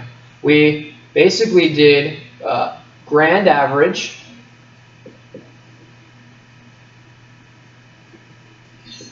ERP. Okay, so we did that, and then we plotted the ERPs. Okay, we can take a look at how to make our topography maps, our cool 3D or cool colors. Plot ERP Scout Maps is under Plot ERP. Now, what it'll do is we can pick a bin. Now remember, for these we want to plot difference waves. It's a really important thing. I know you guys have already passed the quizzes about what a difference wave means. It's the subtraction of two different conditions that gives us the insight into the operations of the mind by subtracting out our different patterns of activity, right? So that's really important. I'll cut to the chase for you, and I'll tell you that one bin that's in the papers that I've already written about is 188. So we can just look at that now, just for simplicity purposes. And let's say we'll look at that. If we go to this top right-hand corner, it's going to ask us, what is it that you want to plot? What's the value? And you get some options. Now, what we want to plot in this class is the mean amplitude, the average amplitude between two latencies. So the idea here is that if we have our ERP, right, and then you have another ERP beneath it, you have your time point, let's say from here to here, and you're going to grab the average latency of the difference between those conditions from those two time points. Okay, that's the metric that we want to use. That's the value. So we'll select mean amplitude. That's between two latencies. Now our latency, then we have to tell it what latency do we want. So remember, latency means time. Now, remember we talked about those signals, the FN400 and the LPC a little bit? Let's, for conversational purposes, talk about the LPC in this particular case. So let's make it 600 to 900. So you type in 600, and then just a space, and then 900. So we're filling in our parameters. We're telling it, what do we want to plot of our conditions? What measurement do we want to take of those conditions? What time point do we want that measurement of those conditions to be taken? Okay, so we're just telling the computer what we want it to do. We can plot it in a two-dimensional map. We could also plot it in a three-dimensional map. I don't care, you can do whichever one your heart desires. If you plot it in three-dimensional, we're going to have to load up what's called a spline file. Right? So it's that three-dimensional rendering, which is fine. We can load that up, we create one. But for simplicity purposes right now, let's just keep it with a two-dimensional map. It's going to ask us how we want to display it. Okay, let's do just keep it at max to min at this point. That's our scale. So everything else here can basically stay default. What I like to do is hit the options button. And when we hit the options button, one thing it allows us to do is check. I want to add the box of bin descriptor, because that means when we plot our two-dimensional map, it'll include the name of the bin, which is helpful for us so we know what we're looking at. Sometimes we forget. Okay, so you can check that. Okay, yeah. Could you just repeat the numbers for latencies? 600 to 900. And let's hit plot and see if it works. There we go. All right. You can maximize it. You can save it if you want as a JPEG, whatever your heart desires. And what we have is we can see here's our bin descriptor. Bin 188 equals old 5 minus old 4 from 600 to 900 milliseconds. So now if we go back and revisit this in a couple days, you open this file, you know exactly what this is representing. It's a subtraction of activity for recollected trials minus those that were just familiar memories. And it was from this time period, and we can see obviously where the information shows the greatest difference, okay, based on this sort of heat map. Okay. Now you can also add a scale to that. If we come back and replot that, we just do the same thing. It'll remember what we just did. So we go to Scout Maps again. We go to Options. Oh, here in this Display Color Scale. We check that, and we plot it again. See, now we have this color scale. That's pretty handy, isn't it? Shows us where there's the biggest difference between these conditions. All right? Everybody feel pretty comfortable, at ease with this?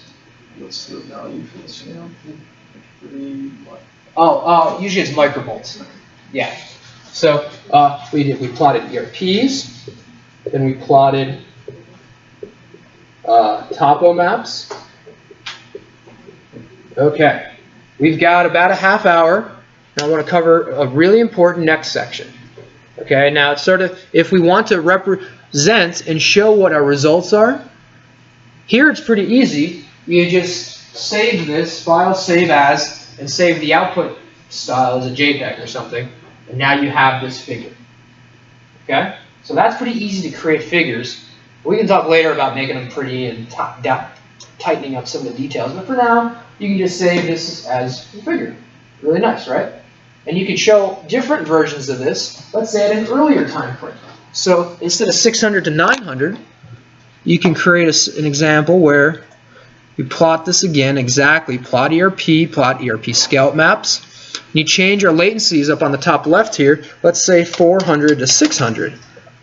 And we'll see if that's any different. Okay, so here, wow, that looks a little different, isn't it? So here, we have the same condition, old 5 minus old 4, old 5 minus old 4. This is earlier in time, 400 to 600. This is later, 600 to 900. Okay, we can see how the brain activity shifts as a function of time. And you can also make movies out of this, and during each because you can slice up different time periods and do like a little, basically it's a flip book, that's what a movie is, right? And you can see the activity moving back and forth and stuff. It's pretty cool. I don't usually make the movies, but you can do it if you want to. So we can see that earlier in time, this activity is left frontal, and just literally a couple hundred milliseconds later, things have really shifted to a posterior parietal pattern in the brain. That's incredibly fast. Isn't that cool? Yeah. So if you wanted to do the movies, make a little movie out of that. Like I said, I don't actually know how to make it that much because I never really bothered with it, but it's the same function, plot ERP scalp maps. But here, it says create animation. Okay? And frames per second or something, you can't really see on this screen too much, but you can read on yours. And you tell it how many frames per second, and you save it, blah, blah, blah, blah. You can read the documentation and the tutorials for ERP Lab. They'll give you more information. Maybe that's something to have fun with and play around with. Maybe make a video, screencast about how to do that. Teach me how to do it. Yeah. What do they call it? The young lion teach the old lion. Whatever, on the Discovery Channel or something. Okay. So yeah, you can play around with that. Have some fun at home with that if you're so inclined. But that's what's happening here. This is a little snapshot moving across. So what I want to do with our last remaining time is show a really important part of what's necessary to do results. Okay? How many of you guys have taken a statistics class before? 1, 2, 3, 1, 2, 3, 4, 5, 6, 7, 8, 9. Have you taken a stats class? How about this? Has anybody not taken a stats class? Ah, but you took it. Okay. That is so beautiful music to my ears. Last year we taught this class, nobody had the stats class, and I almost had a conniption because it was really hard to teach how to do the stats reporting when people don't understand what the stats are. I'm so grateful right now. So if I say t-test, you guys have a mental idea of what that means? No? You just forgot? Okay. So we'll cover that in a little bit of detail. But at least there's an idea of what like a p-value is. You want it less than 0.5 and all that kind of good jazz. Cool. Oh, thank you guys. Thank you. All right. So let's see here. What we want to do, this is how we do our statistics. Okay? So I would definitely make sure you're taking notes and paying attention because, you know, when you write a draft results section, you're going to do this, but you're going to do this for more subjects at home if you need to than our sample that we're doing here. Okay, so you're going to have to know how to extract this. This is not very complicated, but you're going to want to make sure that you understand how we're doing it. Okay? We're going to come under our ERP Lab menu, and we're going to do what's called the ERP measurement tool. Okay, it's going to bring up a huge little GUI like this, and just like we did to plot our figures, we're going to give it some information in each of the respective parameter fields to tell it and guide the computer to tell us exactly the information we want. Okay? Now, we talked about this example here. We wanted the average difference between this condition ERP versus that condition ERP, this bottom line and the top line, during this average period of a time window. Conceptually, we're all on board. So what we need to do is, for this bottom line, we're going to get one value, that's our average value. Okay? That might, if we graph that here, that might be this, because it's, or actually, it's going to, we're going to have another value, that's this line, this condition, but it's going to be a little higher, because it's literally physically more positive, right? So we just need to be able to pull these numbers out from our data so that we can run a statistical test on them. So we want to know, does this statistically differ from that in a reliable way? And we need to get that from every single one of our 10 subjects or 30 for your projects or whatever. And we need to be able to do that. I'm going to show you some really easy ways that we're going to be able to figure that out. Okay? How many of you guys had to use SPSS in your stats classes? No? That's awesome. We don't have to do that here either, Alice. I'm going to show you how to do everything in Excel. It's super easy. Okay? You guys all familiar with Excel? Cool. All right. So same idea here. We are going to, it's asking us, where do you want to get your ERP sets from? So you hit this little, you're going to hit this field here. Then we're going to add ERP set here. We're just going to grab those same individual subjects. Okay? So let's say 3 through 10. Open. Now they've been added, just like we did for grand averaging.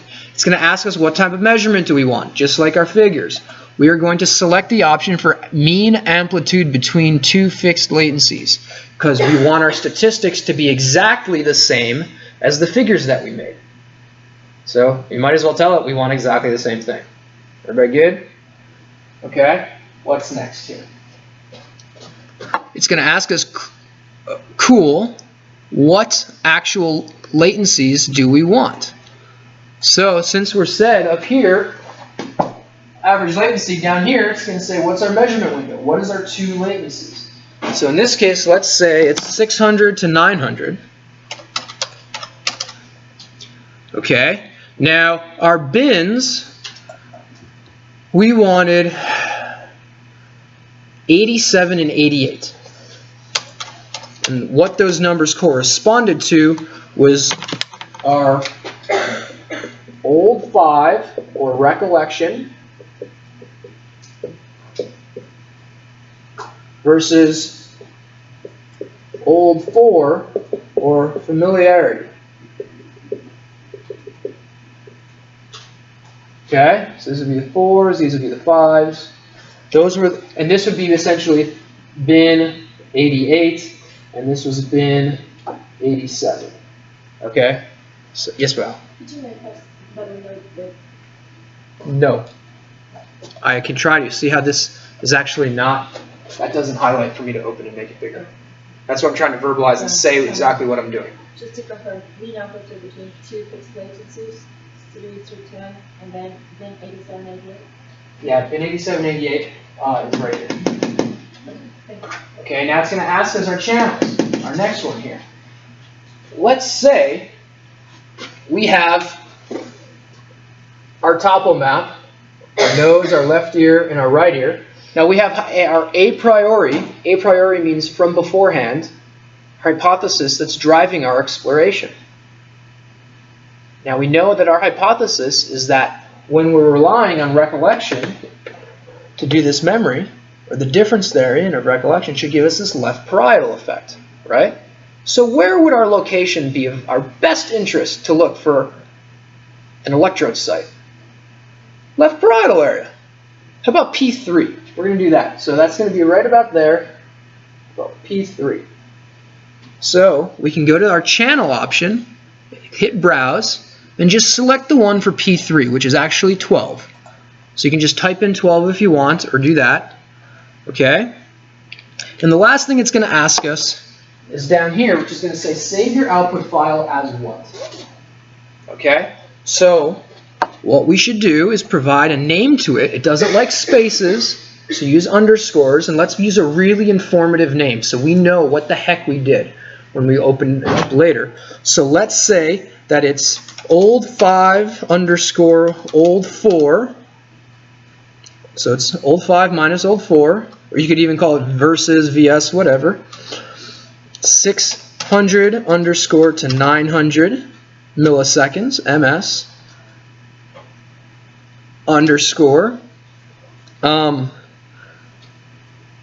see, P3 site underscore, and we'll say subjects 3 underscore 10. Right, so we have now know exactly what it's in here, because we might forget later. God bless you, brother. And yes, Val. So we said it was old 5 versus old 4 underscore the time period, which is 600 to 900 milliseconds. Then we put P3, which is our site.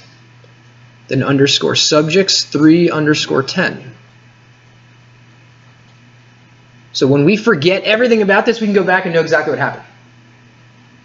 And then you just hit whatever it is, run. And it says save and continue. Oh, because it'll ask you to save the list. You can do grand average through 10 again if you want. Just save it. Just say yes. That's easy. And it will think. And it will work. And sooner or less, we're going to see another file output from here. Good? Other questions? So I'm asking you guys to basically mentally manage a lot while I'm trying to verbally manage a lot. So we're covering conceptual issues, we're covering technical issues, we're covering procedural issues of how to do this, the technical aspect of the stats and the analyses, and the conceptual issues of the memory aspects of cognition that we're trying to reveal the secrets of. Okay, and I know that's a lot, and I'm trying to cover a lot too in an effective way. So we need to pause and revisit. Yeah, so what we just did was what we basically just do after those steps, right? Great question. What the heck did that do? Right? What it did was it went through every single one of those subjects that we listed, and it measured the amplitude of the electrical activity at that site on the head, at that time, during the epoch, of those conditions, of the bin numbers that we gave it. And then it took those measurements and it wrote it into a text file that we can open in Excel. Yes? Why did you choose Boomerang? Why did we choose? Because we had what we called a priori, or reasons beforehand. We had a good hypothesis to suspect that recollection should be related to this left parietal site. Yeah. I'm sorry? What about familiarity? Well, so familiarity, we would look, let's say maybe a frontal site, but again, we wanted to know that would be during an earlier time frame. So we wouldn't look at those now, at this later time frame. We would look, say, 400 to 600, which, remember, we saw that actually happens at this frontal site, as it happens to be, okay? But it's at an earlier time. So you're right on now, the way you're thinking about it. But we would have to do it at a different site at a different time, right? So it's kind of like being a defense attorney, right? Getting your client off the hook in a court case. They have to be at a different place at a different time for an airtight alibi. Cool? Okay. So did that work for everyone so far? Let's open up that data and take a look at how we're going to make sense of it. Okay? So that should have ran. And we come to our folder here. That's what I'm grabbing. The text file. And that's our name that we gave it. And you right click and open it with Excel. So do open with Excel. That's what this is showing here.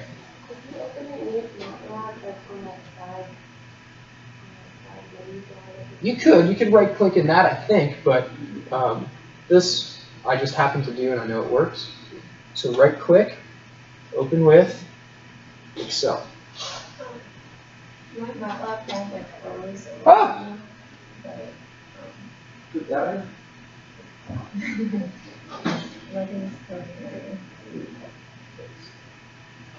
Okay. I was just listening. Yeah, if you follow along, we'll be able to do everything. All right, so let's see here. I open it with Excel, and here we have Excel opening. Do-do-do-do-do.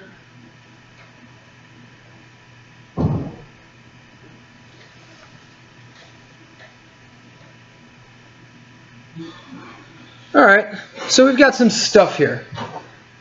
Let's take a look at it, okay? First, I'm going to change the view here just a little bit.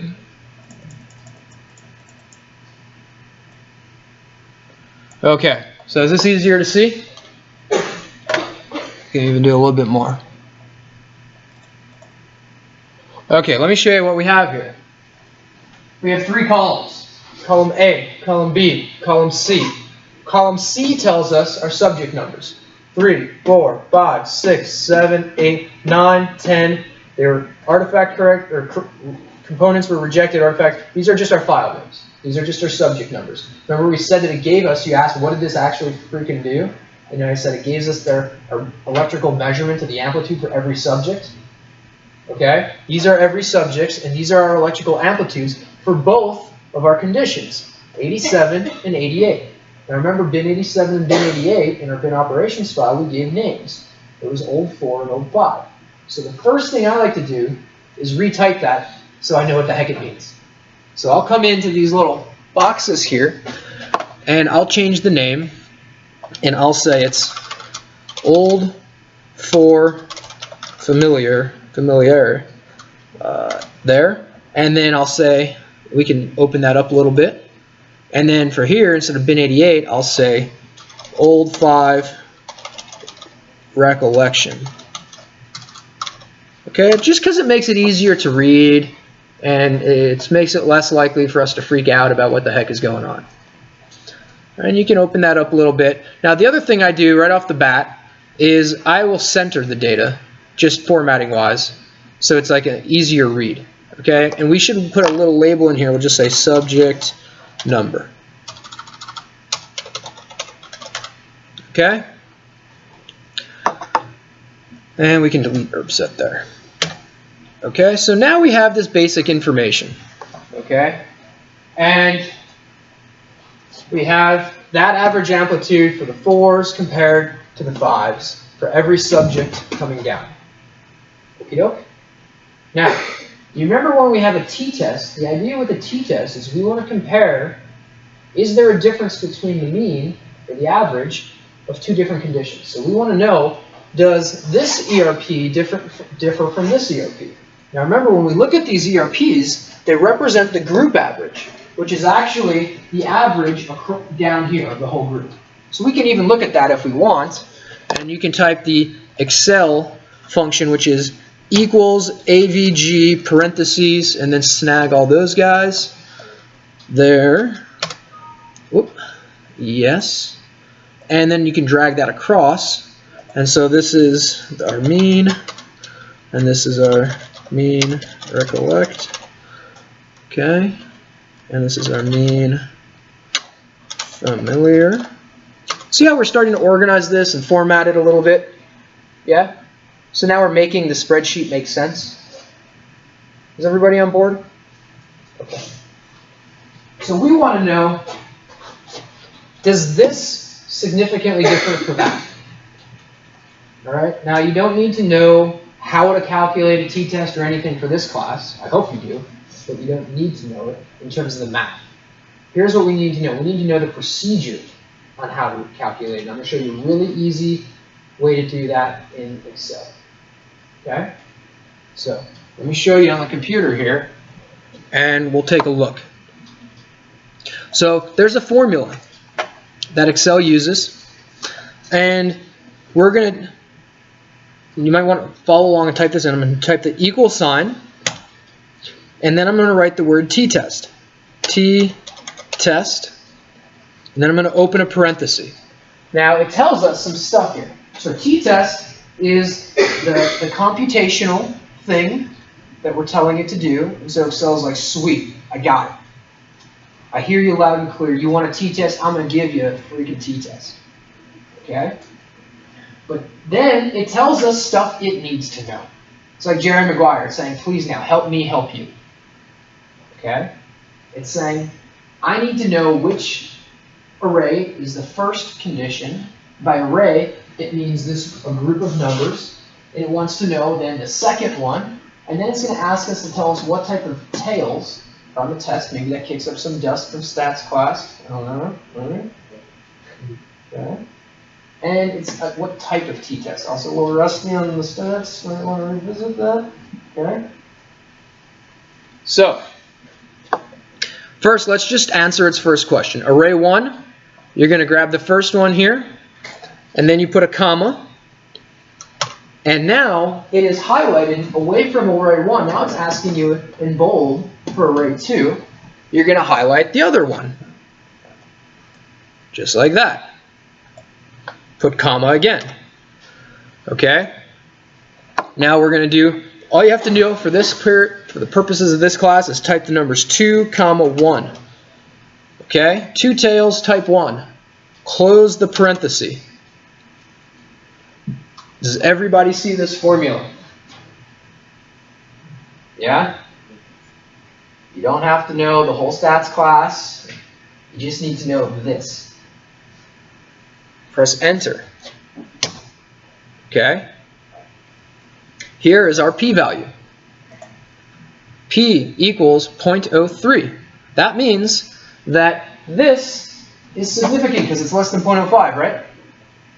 That means this average of this ERP is significantly and reliably different from that. Make sense? Okay. So that's the basic formula. Now there's one more way to do that because when we report t-tests, we need a little bit more information, right? We need to know the degrees of freedom, we need to know the t-value, we need to know the p-value. Getting a little rusty on some of this, kicking up some of the dust? Okay, let me show you a little bit more, another way to do this, okay? It's the same thing. What I'm going to do is, you know what? What we will have to do, I think, is we need to go to File, Options, Add-ins, okay? And for the add-ins, we're going to do the Analysis Tool Pack. Hit OK. And that should be there. And that's going to give us this little function up here called Data Analysis. Okay? Down here. The way this works, so you hit Data Analysis, and we want to bring up and select our t-test. And it's the t-test paired sample for 2 means. Okay? Oh, by the way, we can add plotted ERP top, then we did ERP measurement tool. And then we went to Excel, we formatted it, and then we calculated t-test.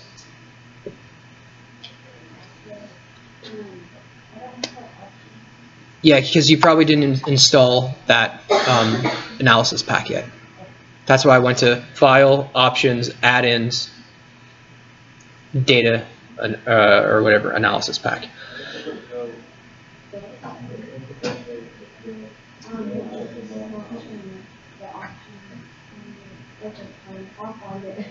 Yeah. So let me just show you what it looks like. Okay. So we'll hit OK on this t-test. And it's going to ask us to do the same thing that we did earlier. It's going to ask us for our range 1 and our range 2. So we're going to fill that in with this range for range 1. And we'll fill that in with this range for range 2. Okay. It's going to be range 1. You can press the tab key and it flips over to range 2. I'll grab that as well. And then it's going to ask us, well, where do you want us to output this information to? I don't want it in a new worksheet. Let's keep it in this one. So we're going to check output range. Okay. So we'll hit output range. Now, we need to now click in here you hover your mouse in this box, because right now it puts you back in here on accident. So we need to select there. And we'll hit that. And now we just want to know where do we want to put the results. Let's just put it in this box here. So just hit that one, and you just hit OK. And it thinks for you. It calculates for you. Okay. Now let's open up a little bit about what we have here. Okay. Show you what we have. Here's our results. Notice that our p-value is 0.03, which is identical to what we got up here with the other way. Yes? How should that data analysis window? I've got the toolbox already loaded up. It's under the data tab.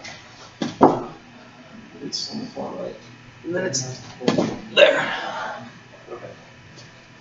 Let's take a look at what we have. Okay?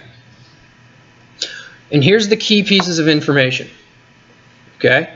What we want, so here's our average. Notice our average, 0.6177. Holy jeez, that's the same as this. This average that we calculate is, holy jeez, it's the same as that. Okay?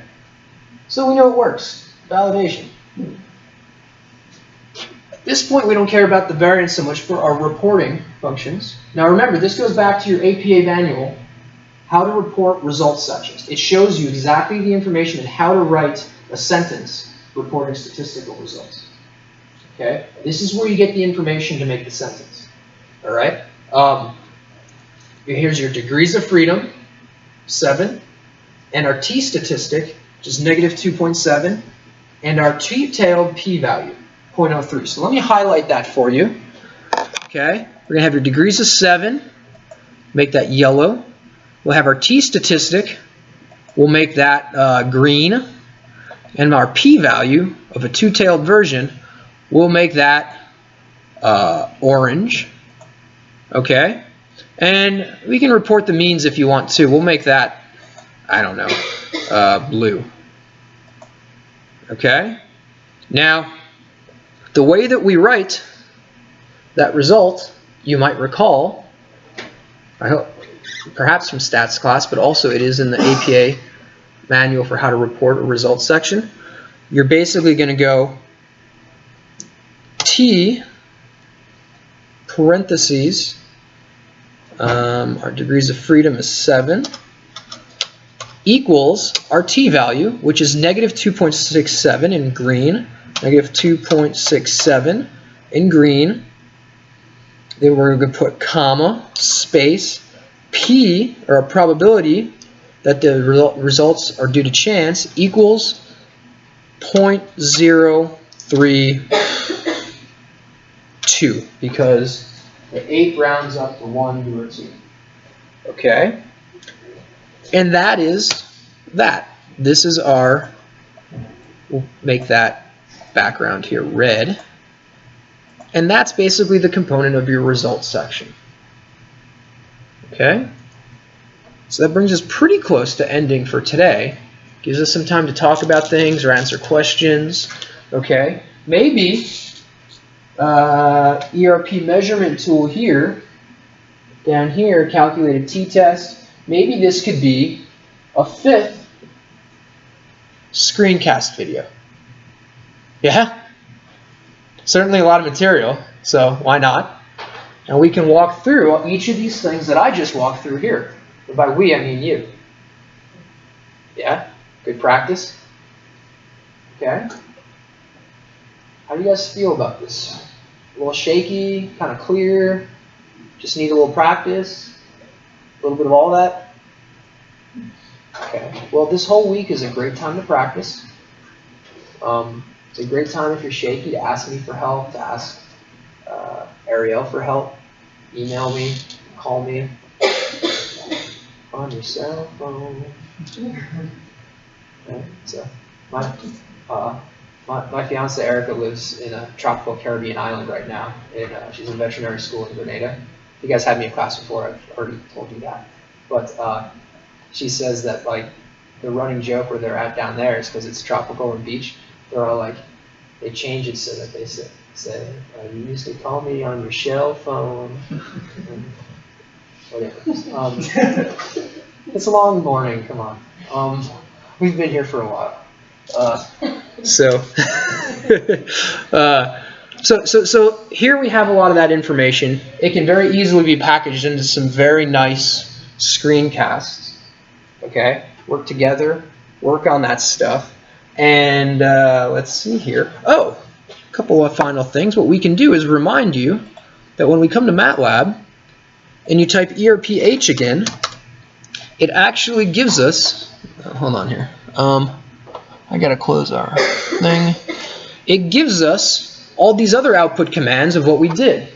So it tells us this is the command that we used to get ERP values. That was our measurement tool to extract our stats. So we can put that into a batch. We can code for that. Here's the code and tell it how to plot our scout maps. Bin 88 from 400 to 600. Okay, turn the color bar on. It has all that stuff. Same thing here. Now we changed our latency from 4 to 6 to 6 to 9. Same bin. So you see how there's a method to the madness? All right. Plot the ERPs. Here's our 3 conditions that we plotted. Our channels 1 through 32.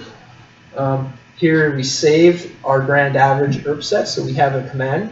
So there's all this kind of stuff we can do too. Yeah? And those can all be insights that you can share with your grandmother or high school student that you would be speaking to on your screencast.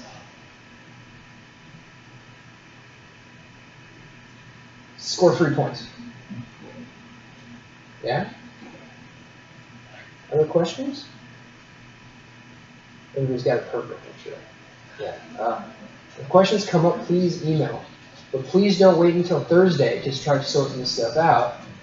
Because A, it's tough to answer questions then. I teach late into the night on Thursday.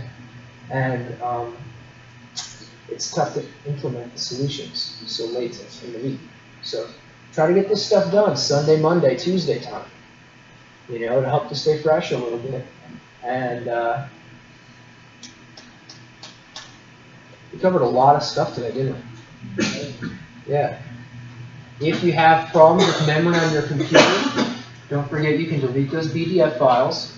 Don't forget to send me an email with your NetID number and the number of your computer station so that I can try to have IT open up some more space for you.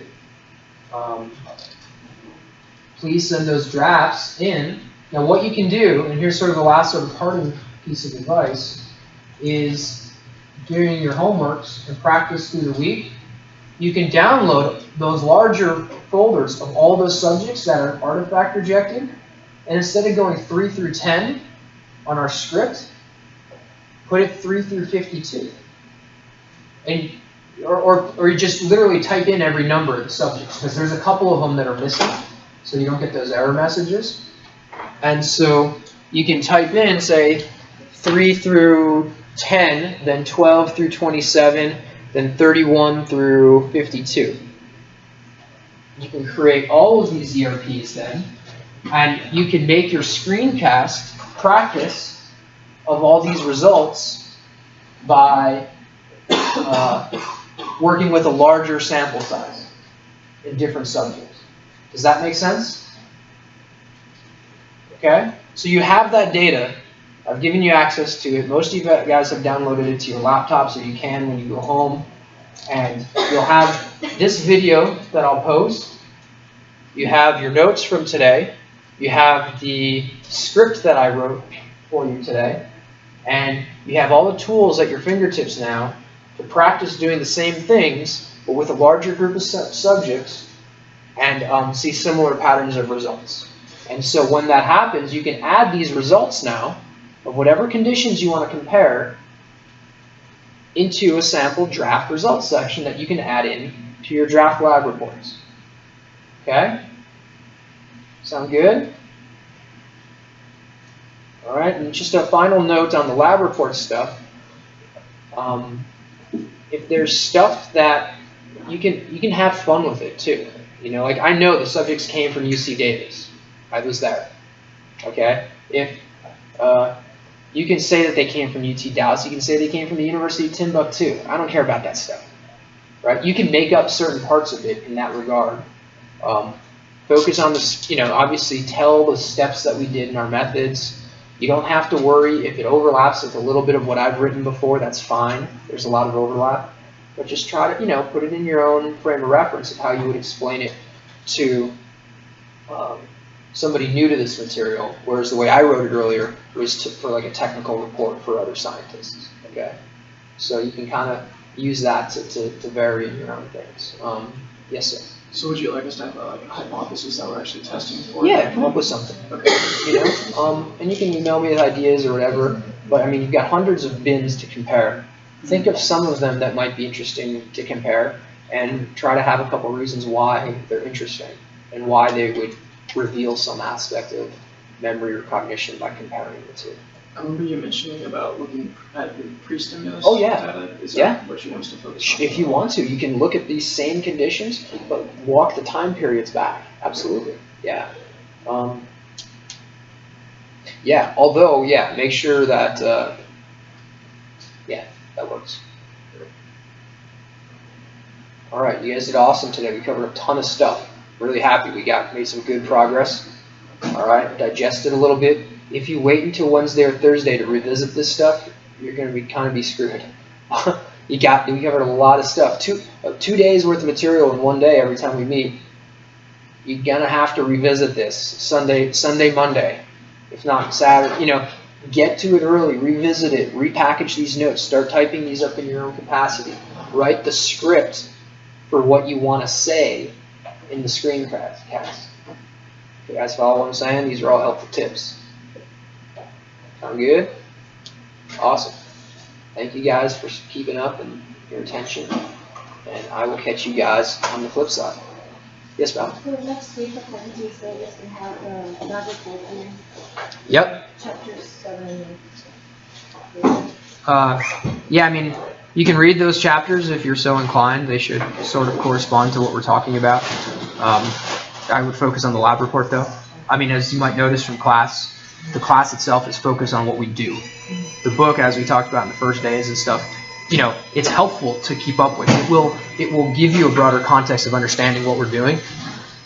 So I try to suggest some chapters that will sort of correspond to what we're talking about. But I think we're practice. yeah, we probably did.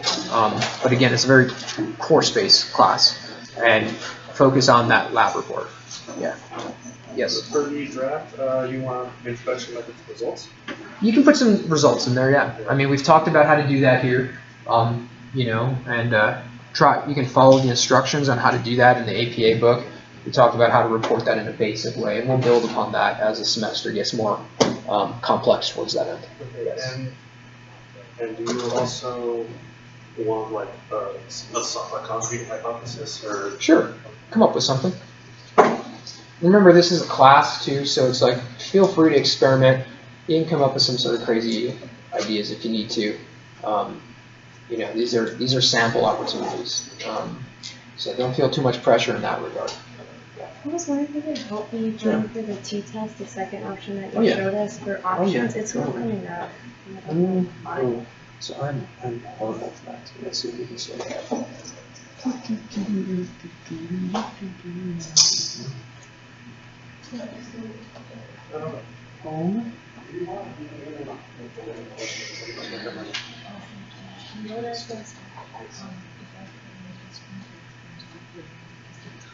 I'd appreciate that. I'd like to do something. Did you go through like the file? Options. It just gets you preferences. It just kind of prepares you. It just gives you like I guess I follow like all the reports. You know what I'm saying? For this section, do this. But it's more basic. Yes, it's like saying the it's like simple. It's getting myself into it. Yeah. Very restricted. That's it.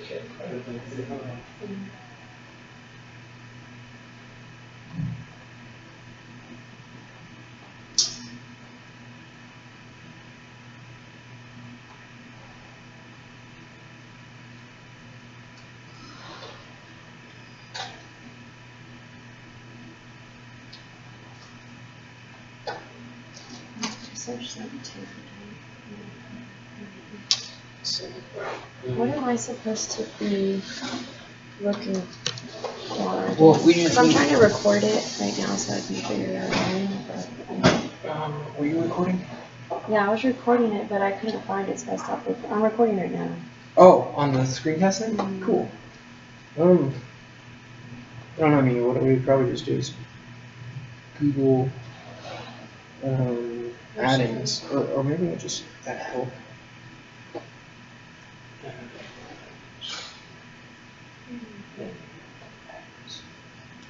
There you go. Want to do the analysis too? Okay. We might as well do solver too, just for fun.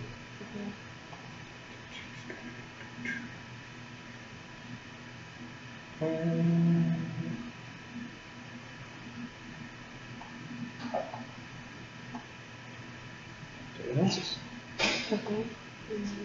That's it. And we do this t-test code sample for 2 minutes. It asks us what we want, and we will grab section there, there, say section there, whatever, the output range. And we need to switch, because if for some reason it jumps back up there, you're going to use your mouse and hit that spot, and then just find a spot that's open in the sheet where you want it to spit it out to. And then just say, okay, it's going to give us an error message now, because we get nothing. But, yeah. Okay. No, that's good. I mean, that's basically it. And then we can talk about making graphs and figures later, but. I just want to make sure I have that. Yep, you're good. Sweet. It might be something helpful to share with your colleagues. Yes, I will. Maybe with a screencast. I will. I'll upload them. I did the whole lecture today, so. Oh, cool. Yeah, so I'll upload it. Yeah, although what I would suggest is actually. I'm gonna edit it in movie, so it's not so. So yeah, so what I would suggest, if you did the whole lecture, that's pretty long, right? Yeah. So I would use that internally for yourself, and I would just redo it. I would go find a partner and team up and make a different one that doesn't take 2 hours and 45 minutes. Okay. And just look. I mean, look, everything we did today for 2 hours and 40, we could have done in 10 minutes. Yeah. I mean, to be frank.